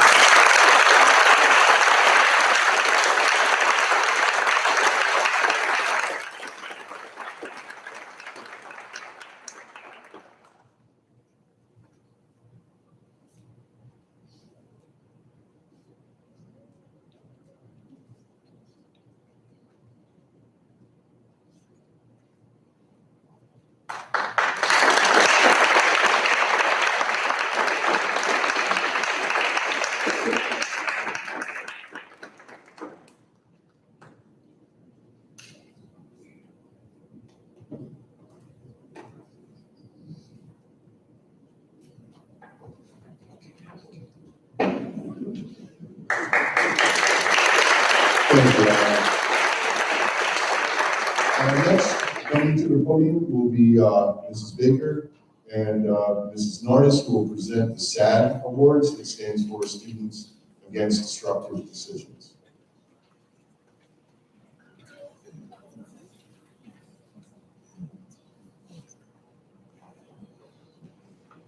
The Students Against Disruptive Decision Club sponsors programs intended to keep students safe. SAD does 2 teen driving programs on not accident every other year and sponsors the Full Strong After Voting. The award this year goes to our president, Adam Macklin.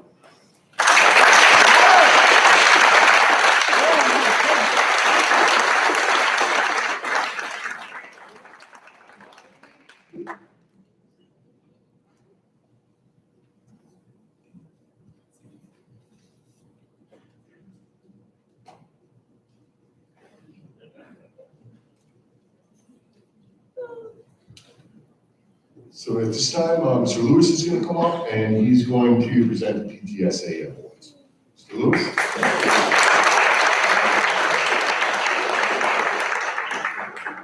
Thank you. Good evening, everybody. In order to honor deserving seniors, the Spack-and-Kill District PTSA sponsors numerous awards, which include Scott Sanford, Andrew Manko, Greg Stuff, Bruce Donald, Dollars for Seniors, and the Teacher Retirement Acknowledgement Award. The PTSA would like to extend their congratulations to the class of 2023. They commend you on all of your accomplishments and wish you the best of luck in all you do as you leave Spack-and-Kill High School. Congratulations to everybody.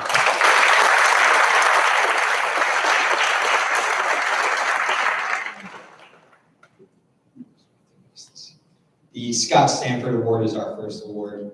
It honors Mr. Sanford, who was the principal of Spack-and-Kill High School for 17 years.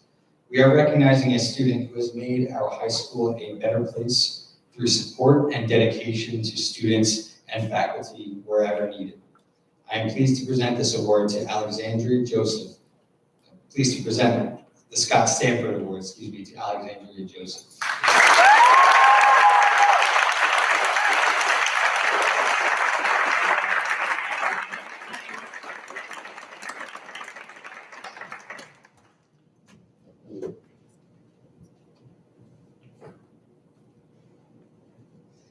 Alex is known among the Spack-and-Kill community for her kind and giving nature.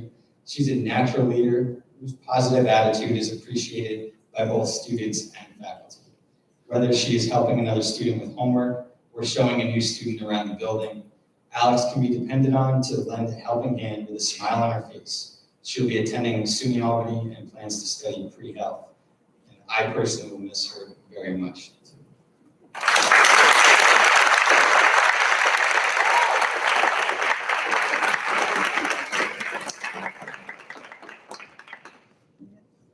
Our next award is the Andrew Manko Right Stuff Award.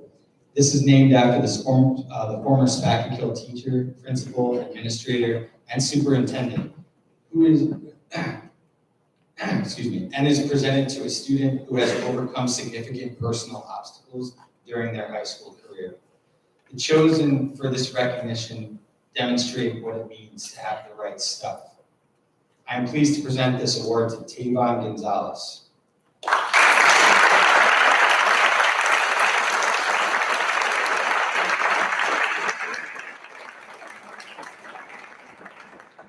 Tavon Gonzalez is a student who has demonstrated strength and perseverance beyond that of an average high school student. We have witnessed significant growth and maturity throughout his time here at Spack-and-Kill High School. He understands the importance of dedicating time and effort to anything that he wants to accomplish, which will serve him well in the future as he aspires to establish his own coffee shop. Congratulations again to Tavon.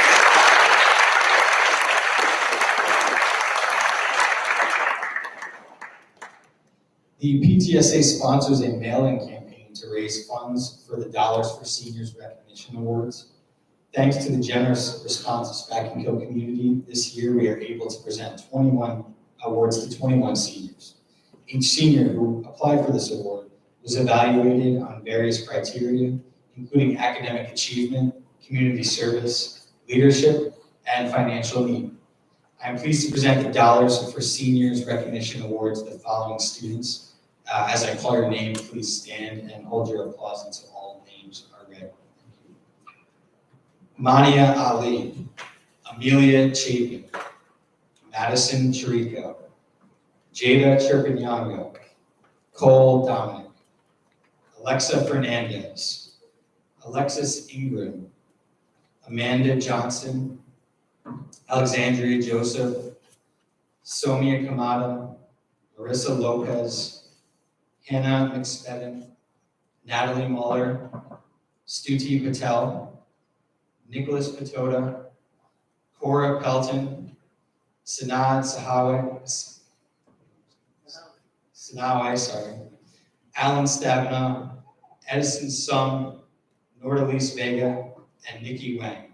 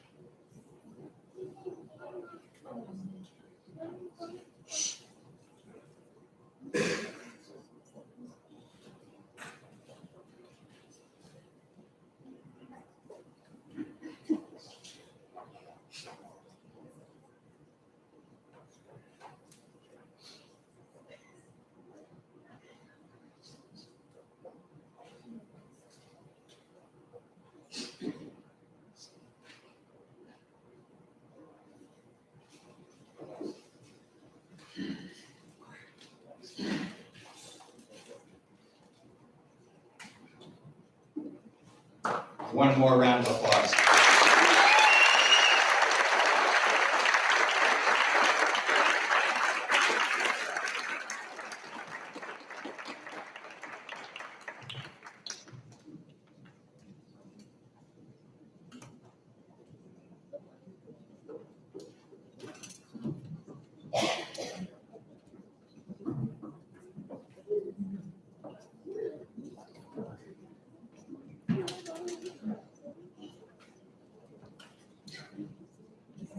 Our next award is the Bruce Donald Award, and it is in memory of Lieutenant Bruce Donald, class of 1991.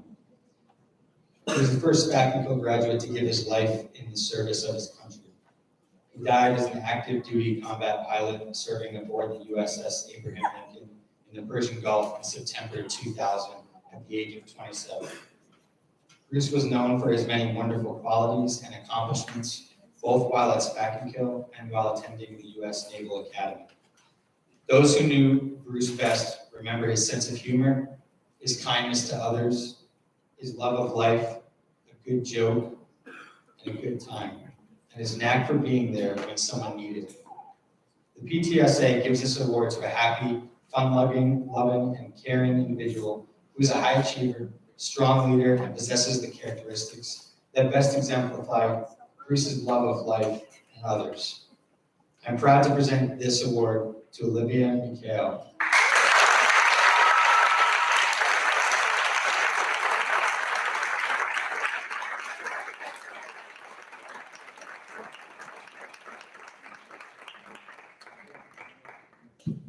Olivia plans to study biology at Marist College, and she aspires to one day be a physician's assistant. Congratulations.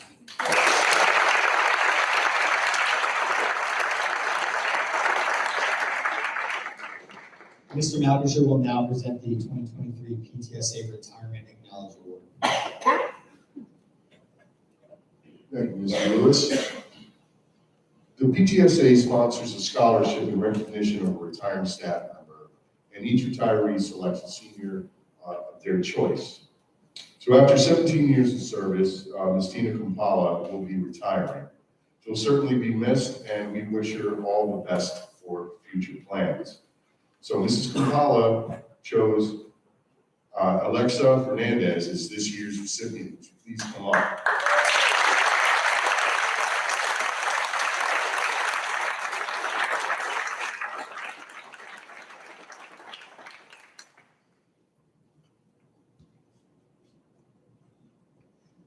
Alexa was chosen for her continued pursuit of academic excellence, especially in areas of math and science. And she consistently works towards knowledge and understanding rather than just grades or recognition. Alexa has always maintained a positive attitude towards learning and has a natural curiosity that will certainly take her far. Congratulations.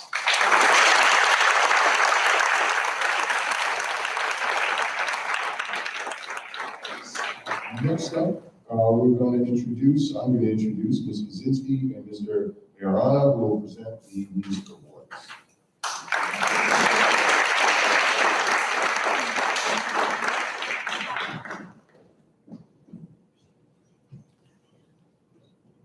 Good evening, everyone. I have the privilege to present the first of 3 Music Boosters Honor Awards. This award is given to seniors in recognition of 4 years of music participation. The student must possess outstanding musical talent, passion for music making, plus personal initiative and drive to go beyond class requirements such as attending NISMA Festival, Area All-State, or even All-State. So each one of these awards includes a scholarship from the Music Boosters of Spack&Kill. So now I'll speak about my student. She is not loud by nature, but her ideas speak volumes. She used to play quietly, but now she is a leader in her section. She is also the president of the string ensemble, making decisions for our entire class. She is a musician of the highest level, not only on viola, but also on piano. She participated in Area All-State twice, both as a junior and a senior. She has grown immensely in these last 4 years, not only as a musician, but as a person. She is kind and gentle, thoughtful and caring, whether for her family, her animal family, or her classmates. I'm so proud to present this year's Music Boosters Honor Award to Sydney Fitzgerald.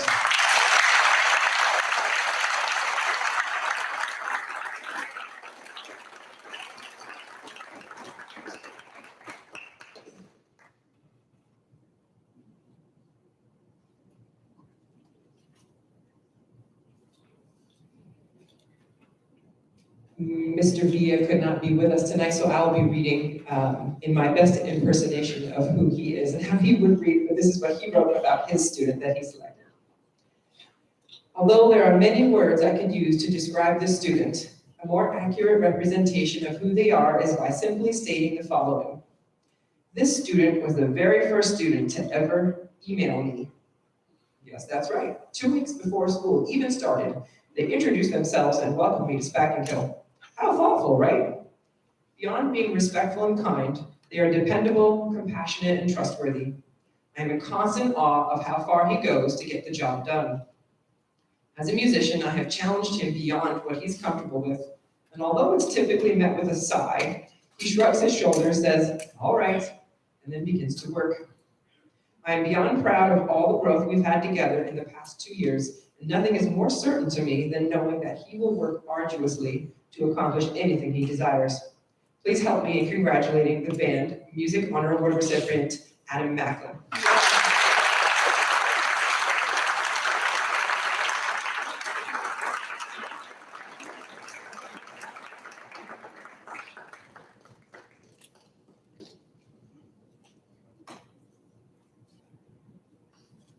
This year's Music Honor Award for Chorus is going to an individual who possesses an outstanding musical gift. They work hard to maintain their abilities, and they are an outstanding role model for all of those who share the stage with them. While their musical talents are undeniable, what makes this person such an outstanding chorus member is their kindness to others. They are always willing to help those who are struggling with the musical concept, and always cheer on their peers in their creative endeavors. I know they will continue to make the world a brighter place through their love of music. It is my pleasure to present the Choral Music Boosters Award to Marissa Lopez.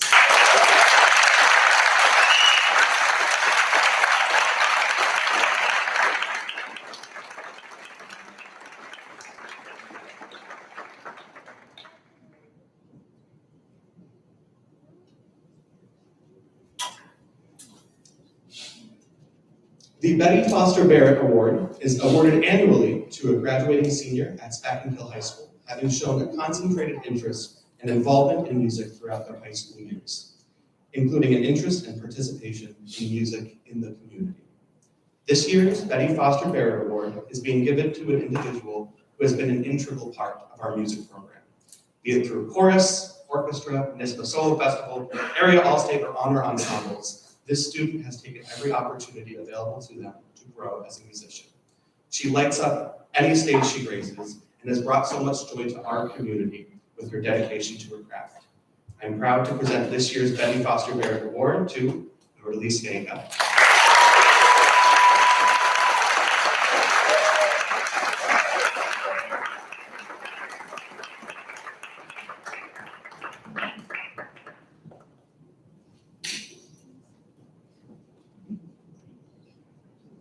The final music award is the Matthew L. White Spirit Award, and it is given to a student who has been active in the music department for at least 4 years, is in good academic standing, and has a character that is humble, generous, sensitive, enthusiastic, loyal, caring, and fun-loving.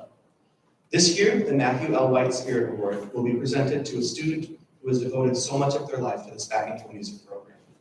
This student has taken every musical opportunity available to them, and has taken it upon themselves to seek leadership roles in their ensemble, to be a role model for all members of our group. While she is among the brightest musicians I've had the joy of teaching, what I find most inspiring about this student is her humility, generosity, and kindness towards all members of our ensemble. She is truly a light in our group, and she will be deeply missed next year. It is my pleasure to present the Matthew L. White Spirit Award to Amanda Johnson.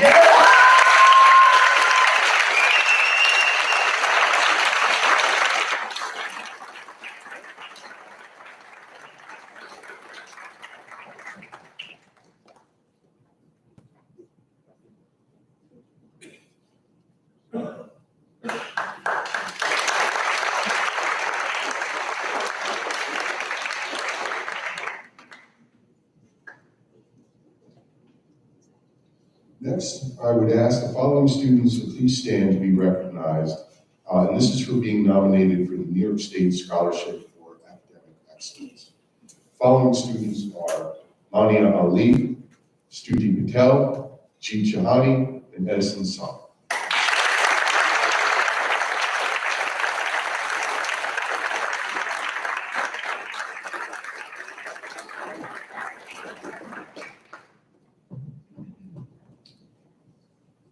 This is the first year our school has had a semifinalist winner, and this is for National Honor Society Scholarship winner. I ask Adam Mackel to please stand to be recognized. Adam.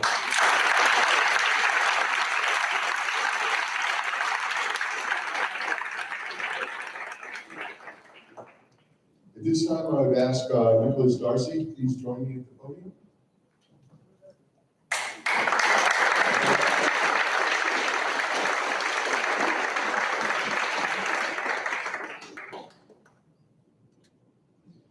It is with great pleasure that I present to you a certificate for the Army ROTC 3-year scholarship. Nick is a dedicated student who has excelled in both academics and extracurricular activities. Nick has participated in track and cross country. He is a member of Boy Scouts and is an Eagle Scout. He was also an American Legion 2022 Boys State Delegate. The Army ROTC scholarship will provide full college tuition and fees, a monthly stipend, and an allowance for textbooks.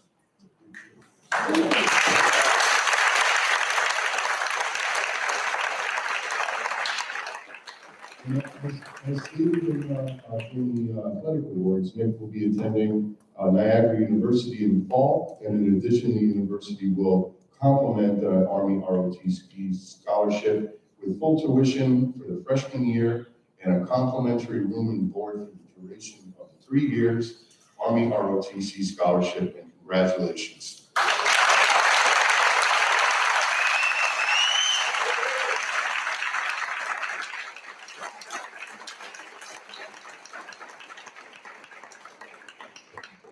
So next up, I would like to welcome Mr. Van Horn and Mrs. Pino Kelsey. They're going to present the STA scholarships. Good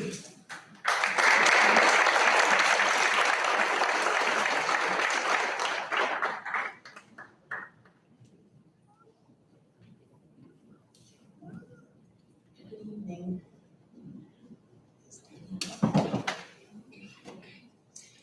Each year, the Spakenville Teachers Association awards scholarships to deserving seniors. The applicants are selected to receive an award based on their character, their academic achievement, and the quality and completeness of their applications.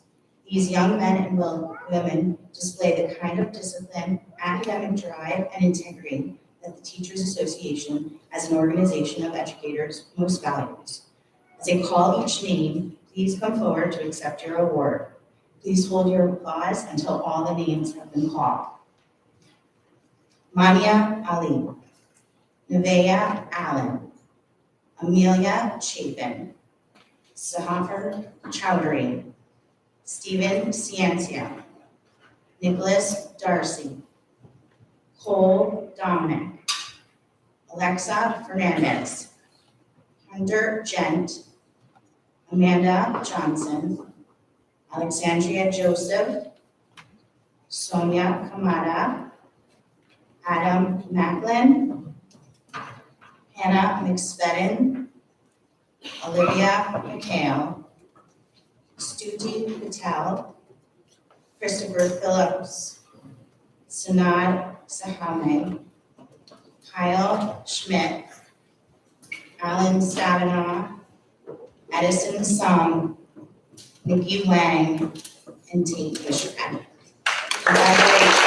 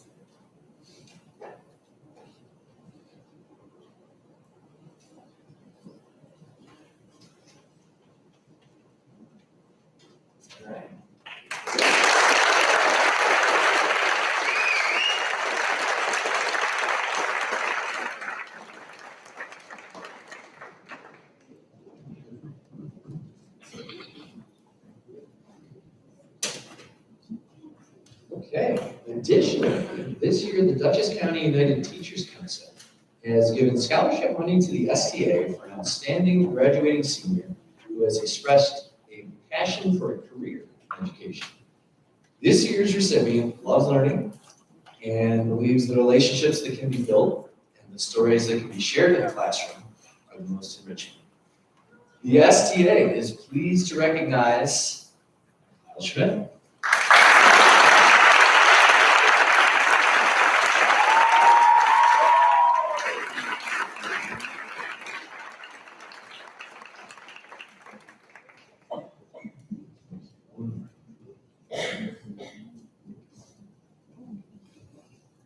The Spakenville Teachers Association is also proud to present the third annual Manny Blanco Award.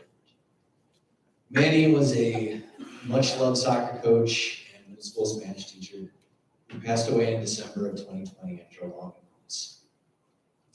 Tonight, the Spakenville Teachers Association is pleased to honor a student athlete who has exhibited an interest, talent, and dedication to the study of the Spanish language. Mr. Blanco was a jovial man, full of fun, loved his soccer team, his academic subjects, and his students. The young man we honor tonight displays those same qualities, a fervent interest in athletics and academics, and a passion for the Spanish language. The Manny Blanco Award this year goes to Hunter Jones.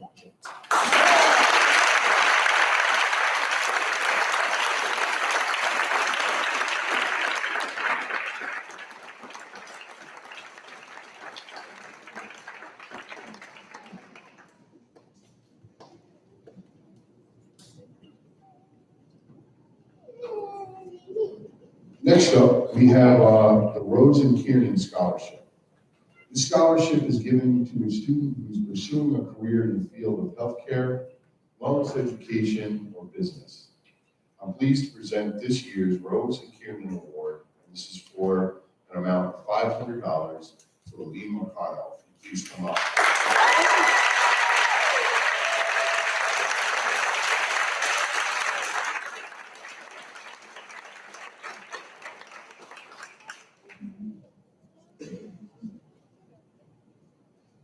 Aline is passionate and a dedicated individual. She's enrolled in the BOCES LPN program and where she discovered her passion for nursing. She plans to continue her education at SUNY Dutchess to become a registered nurse.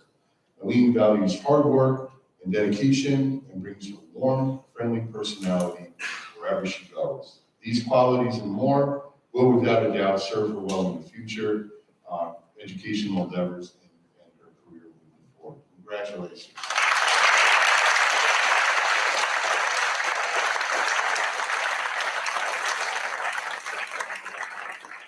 Now I'm going to call to the podium two teachers who retired from Spack & Kill. Thank you very much for being here this evening, and that are Amy Matz and Mrs. Prisco, and they're going to present the Spack & Kill Retired Teachers Association Scholarship. Welcome back.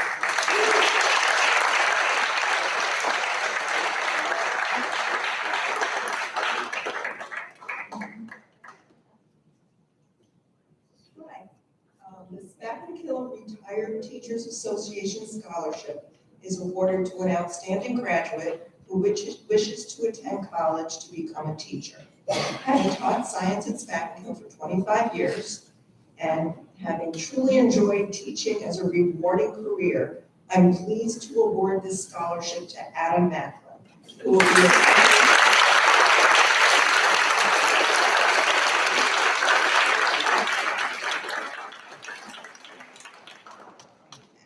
Adam will be attending Marist College Honors Program, majoring in teaching mathematics. Congratulations to Adam on behalf of the Spack & Kill retired teachers.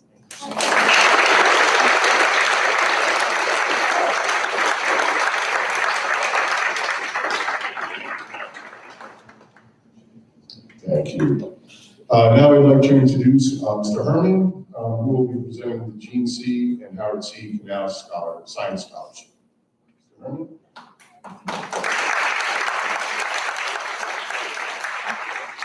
This year's Canal Scholarship goes to Jeet Shahani. Please come up.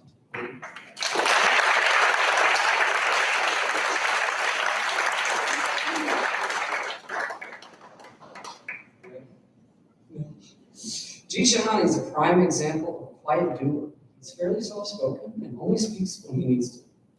However, he is a force to be reckoned with. He is a dedicated and talented leader in a multitude of Spack & Kill athletic and academic extracurriculars, including being invaluable co-president of Science Olympiad and active member of the math team. In the classroom, he has impressive ability to acquire fluency in both scientific content and reasoning. His work contains minimal mistakes, and any mistake he makes, he never makes a second time. Part of his success in science I attribute to his ability to both consistently contribute to group problem solving, but also listen to the contribution of his peers with a preparedness to learn from them. Altogether, Jeet enhances the science programs and classes here at Spack & Kill, as well as the experience of his peers. Thank you very much.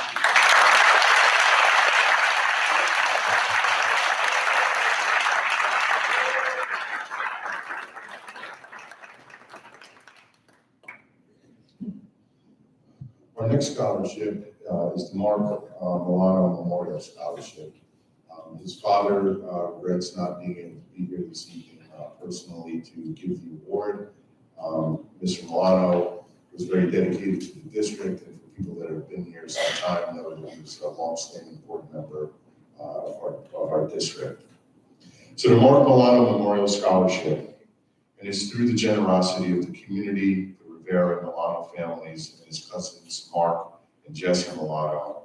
There's a $3,000 scholarship, and this is given to a college-bound senior that displays the qualities that Mark exemplified. And those are fun-loving, loyal, a caring heart, generous, sensitive, school-spirited, a friend to all, along with maintaining high academic grades. Also someone who participates in extracurricular activities and also overcame an obstacle during their high school years. For those of us who remember, Mark was a very special person who touched the hearts of many of us, and this award is a way to honor his impact that he had on our district and on our community. The student being honored with this award exemplifies Mark's open-hearted and enthusiastic approach to life. We have all benefited from his positive example, his compassion, his school spirit, and his overall love for life. And I'm very proud to present this year's Mark Milano Scholarship to Ava Geary.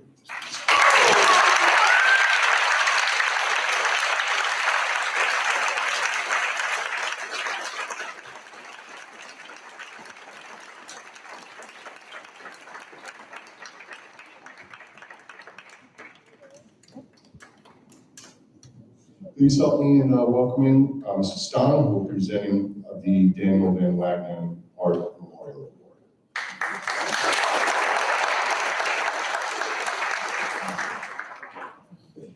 I wasn't sure if I would need him or not. I think I'm okay. The Daniel Van Wagner Art Memorial Award is given to a student who has proven to be an outstanding artist, worthy of recognition, as well as planning on continuing a four-year college, going to a four-year college, pursuing a career in creative fields. The recipient of this award has the ability and talent to take her artistic vision into a powerful reality and share it with the world. She has consistently gone above and beyond expectations and never ceases to challenge herself in art. As a member of the National Art Honor Society, she has participated each year in the Memory Project and created portraits for orphans around the world. She works countless hours on her art projects, pushing the boundaries of what is possible and demonstrating her passion for creativity, personal experience, expression, and developing her voice.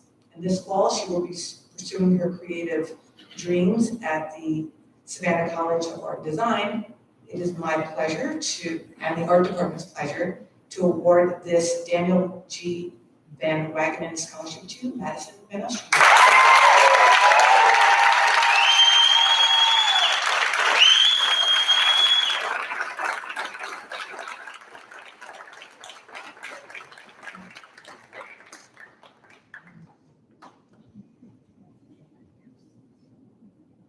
Thank you, Ms. Stein. Ms. Williams, please come to the podium. She will be presenting the Ivy Leonard Memorial.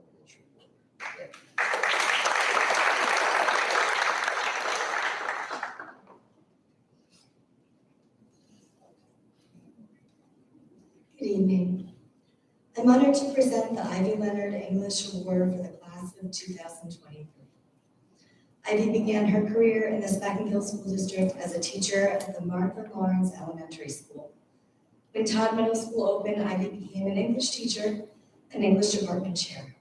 Then in the early 1970s, the district began construction of a high school to serve Spackenkill Hill students who would have previously attended Poughkeepsie High School.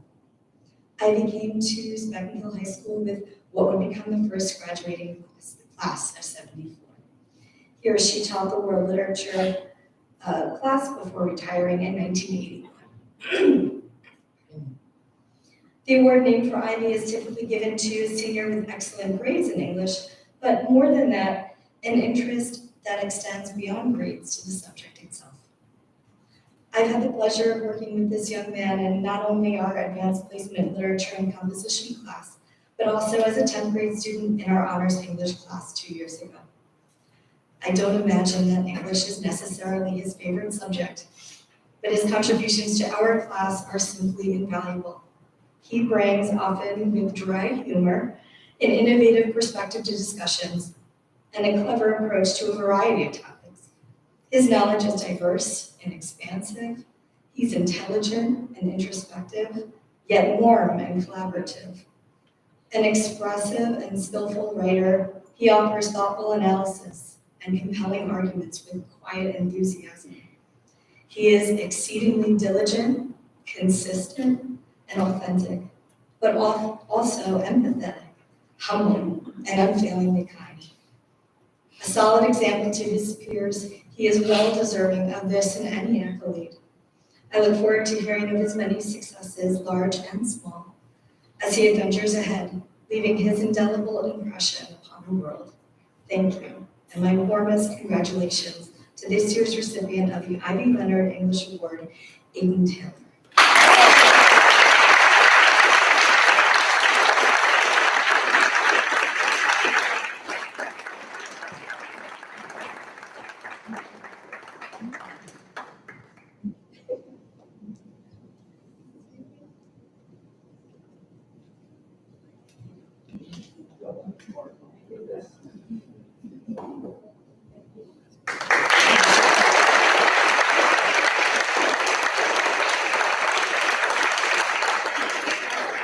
Next, for our English Awards, Eminem Hart and Senora Pino Kelsey, coming forward to the podium.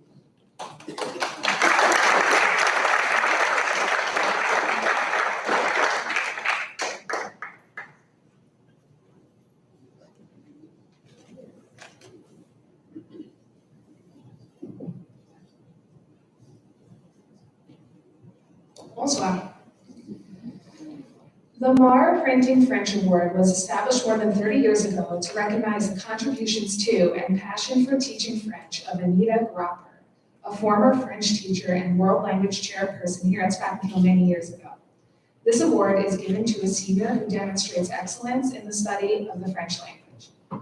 This year's Mar Printing French Award recipient has shown an interest in and an aptitude for languages since I've known him. Actually, before I even had him as a student, I had his older sister. And she would talk him up, how smart he was, how well liked he was, how he excelled at everything he set his mind to, how he baked a mean macaron, you know, those sweet, round, fluffy French sandwich cookies. Anyway, I must give credit to his sister too, because she too was this way, an exceptional student, super confident and intelligent, but man, did she believe in her little brother. And when he eventually made his way up to the high school and became my student, let me tell you, he did not disappoint, and neither did his macaron. Since then, this student has taken and excelled at every French language course offered at the high school. He traveled to France his junior year, and he has been an avid member of our French club for all 4 years. This year, he was elected president of the club, which is a pretty big deal because it's a large club with around 80 members. In his role as a club president, this student has stood out as a dependable and popular leader, a reliable and responsible president. Pretty quiet and reserved, and sometimes uncomfortable in positions of seen authority, this young man is nonetheless able to captivate and attract others. Similarly, as a French student, the student has been nothing but interested in and enthusiastic about the subject matter, a cooperative and dependable individual. Learning absolutely comes easy to this young man, and there is no hiding his intelligence in the French classroom. He uses this great advantage to be ever curious. He is constantly seeking new challenges and pushing himself to do better. If there was ever something off in the classroom, say for example, some super complex grammar rule that I was trying to just skirt around because it's an exception, and it's really not all that important in the greater scheme of things, because at this stage, if I bring it up, it'll just end up confusing the students and jumbling up their pretty solid foundation of how French works. And please, please, fingers crossed, don't let anyone notice this exception. Just let me move on unscathed. Nope, there goes his hand. And his question that I knew was coming. Why isn't there agreement on that past participle? Because there is a preceding direct object pronoun, and you are using a compound past tense, and it's just like, really? And then I'm so conflicted because I'm so proud of you for noticing that, but you were so keen and so attentive, but come on, man, you knew what I was trying to do. I was trying to just avoid this, and you could have just let me have it, but you didn't. So yeah, that's the student. Nothing gets past him. He is just extraordinarily sharp, and he has a great aptitude for many, many things, including French. So with that, I will say congratulations, or really félicitations, to this year's Mar Printing French Award recipient, Ji-chan.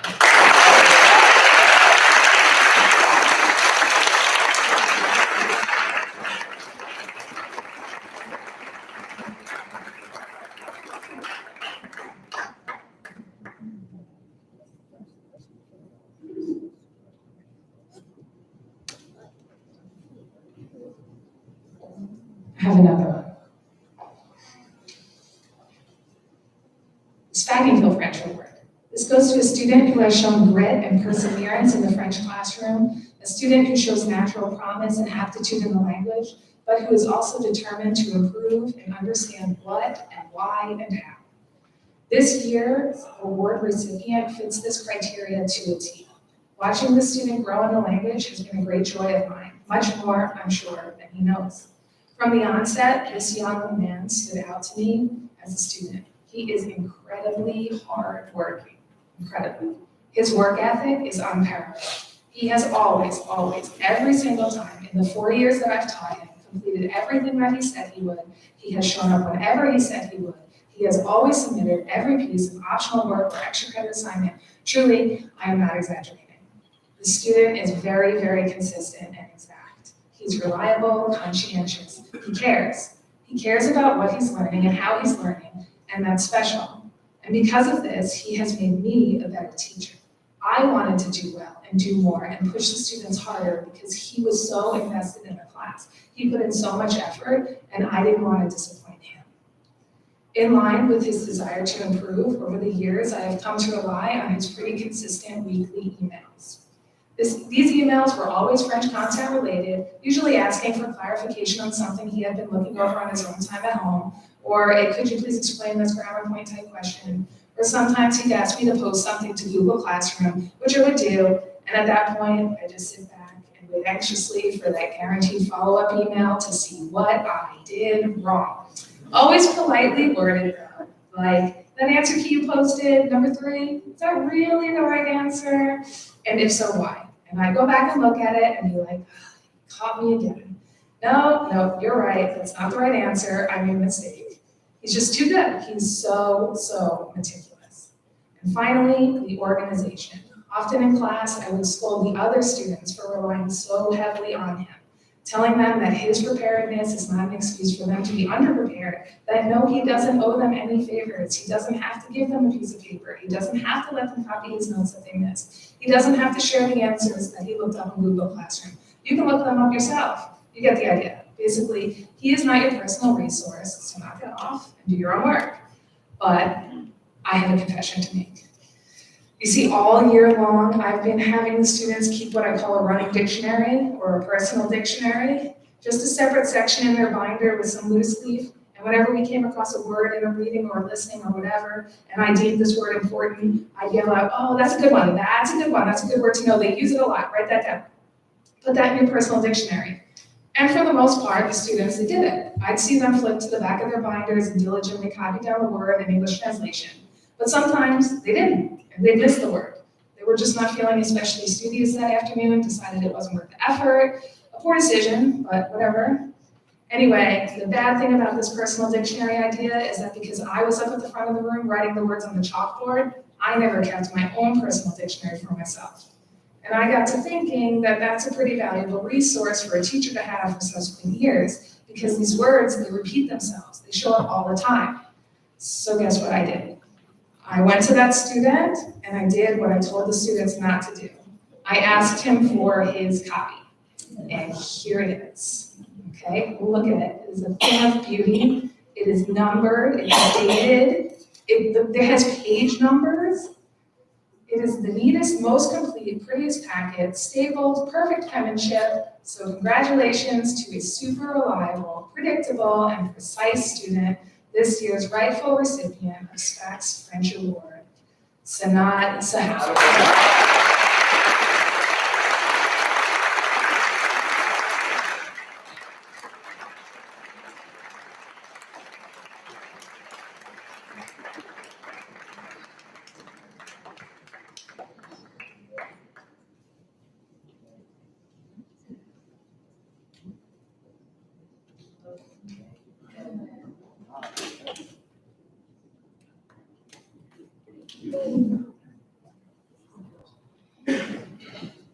So the Valerie Quinlan Memorial Spanish Award is awarded each year in memory of Valerie Quinlan, who was a member of the Speckled Hills class of 1975. She derived great joy from studying the Spanish language and from her travels throughout Spain. Ms. Quinlan's teachers at Speckled Hill High School were instrumental in developing and fostering her love of the Spanish language, which is why Ms. Quinlan's family continues to offer this award in her name. This year's award goes to someone who is both hardworking and talented. The student has displayed a dedication to learning the Spanish language and a constant curiosity for the culture. Beginning in middle school, this student exhibited a real joy and respect for the Spanish language, the places in which it is spoken, and most importantly, for the people who speak it. They have worked hard to acquire a deeper understanding of the nuances of Spanish grammar and vocabulary, and to develop an appreciation and respect for the rich and varied cultures.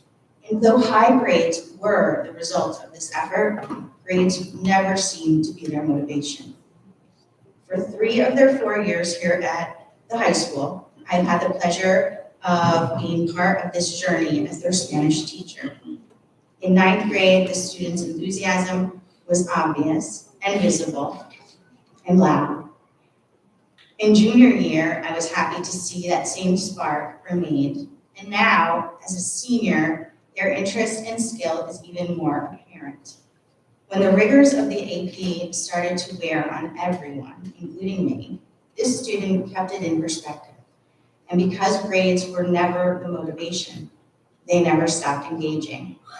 The student has often put their language to use in the greater community at their various many weekend and summer jobs, as well as exploring the music of various Spanish-speaking artists outside of class. I appreciate the student always being someone I can count on to keep a lesson or discussion from falling flat, for remembering the name and backstory of the films we watched and the stories we read, for the interest they have shown over the years in a language that I love, and of course, for the many, many laughs. I will miss their engagement in class, sense of humor, and especially their wit. I'm proud to present this year's Valerie Quinlan Memorial Spanish Award to Hunter Dent.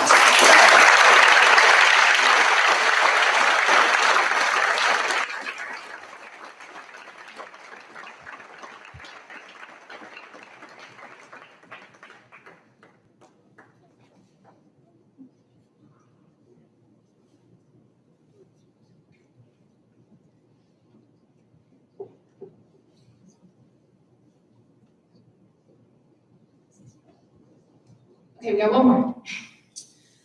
The World Languages Award is given to a senior who excels in both French and Spanish and who studies one language at the advanced placement level and the other language at level 2 or higher.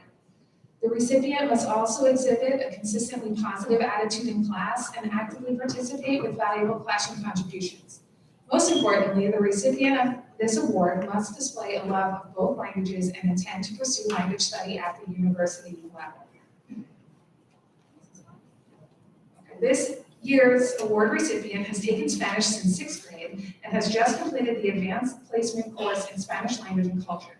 She has also taken French up through level 3, earning a second New York State Regents credit in French. She has been an active member of the French Club, serving as one of its officers this year.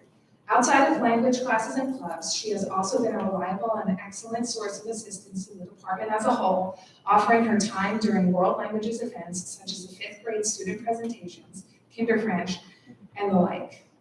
As for the French side of things, I have had this student for 2 years now. In class this year, she brings a lot of energy to an already energetic class.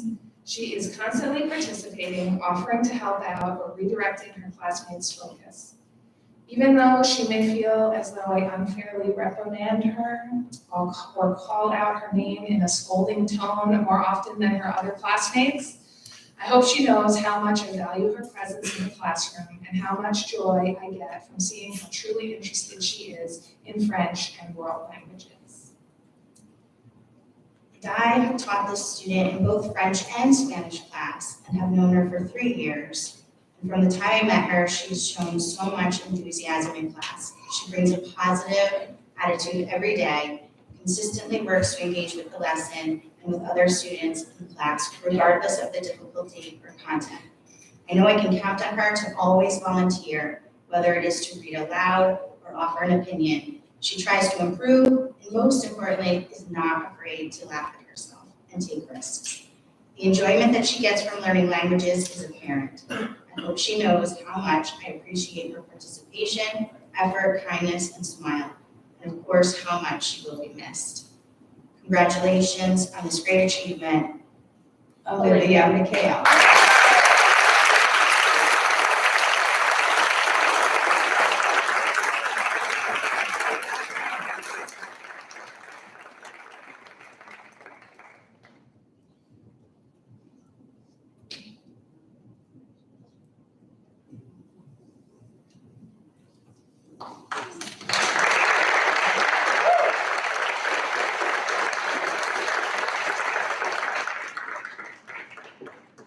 Next up is Mr. Van Horn for the Excellence in Mathematics Award. Mr. Van Horn.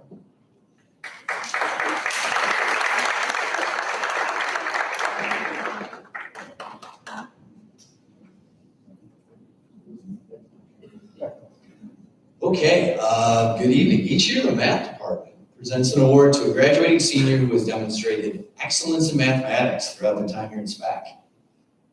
It seems like there's always at least a dozen different people deserving of this award, and trust me, this year is no exception.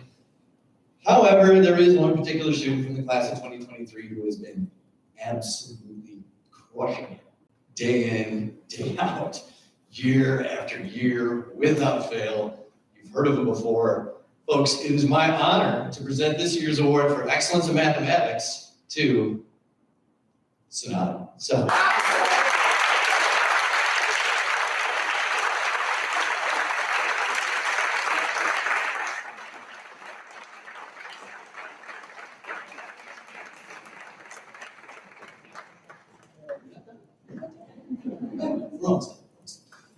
Now, we all know that Sanada is one of the nicest and good-looking young men here at SPAC, who apparently doesn't know the meaning of the term personal day.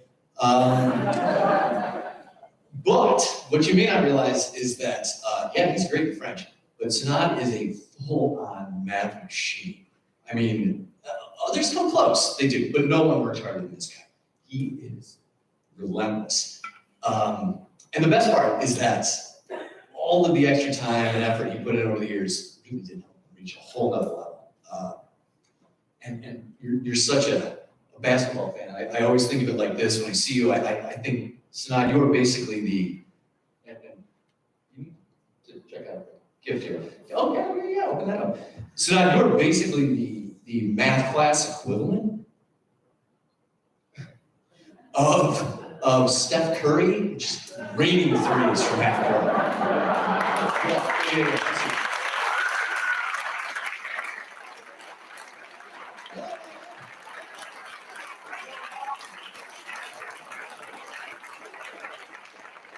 Now, I must admit, it usually takes you about 9 pages to solve one problem. But that's just because of your attention to detail and somehow you're always the first one to hand in every assignment too. I don't understand how you do it. You're amazing. Son, it's been an absolute pleasure. It's been 3 years. I'm proud of you. I'm proud of all of you. I'm gonna miss you, and congratulations.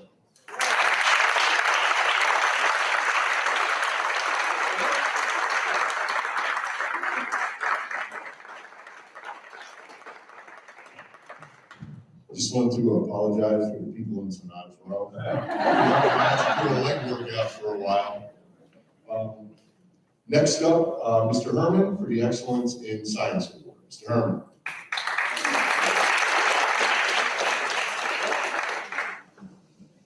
This year's Science Award goes to a student who not only excels in the sciences, but also has demonstrated dedication to our science programs. They have taken an AP Science both junior and senior year, have successfully completed our 3-year science research program, contributed many hours to Science Olympiad since middle school, and have participated in math team. In these programs, they have taken organizational and leadership roles and have learned more about certain areas of science than I may ever know. The Science Department would like to recognize Edison Sung.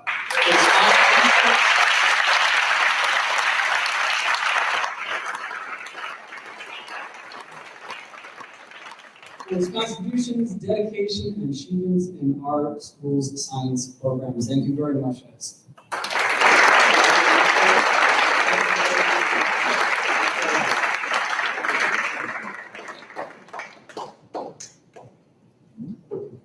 And our final award, Mr. Mosca will be giving out the Excellence in Social Studies Award. Mr. Mosca.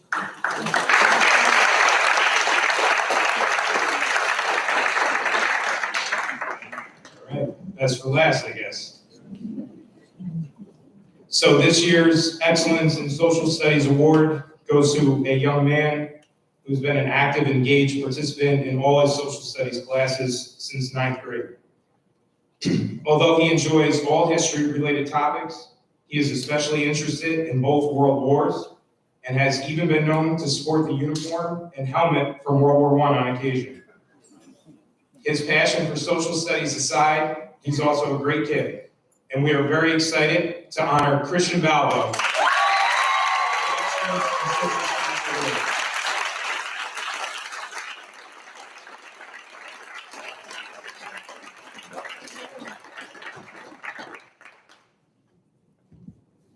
And Christian plans to attend Hamilton College in the fall. It says to study economics, but I also heard business and finance. Which one? All right, we'll go with economics. To study economics, and congrats, Christian. Best of luck.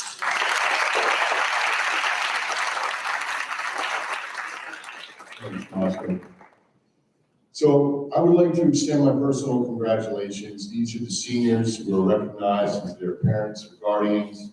One of the reasons that we're able to host such a fine ceremony is due to the generosity of the individuals and organizations that have presented the scholarships and the awards. That amount totaled just under $20,000 this evening.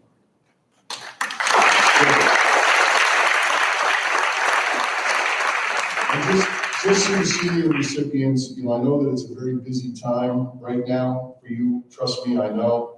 But please just take some time to write a note to your sponsor. It'll not only make you feel good, it'll reinforce to them that they made a quality decision, which we all know tonight they absolutely did. So we've reached the conclusion of the awards program.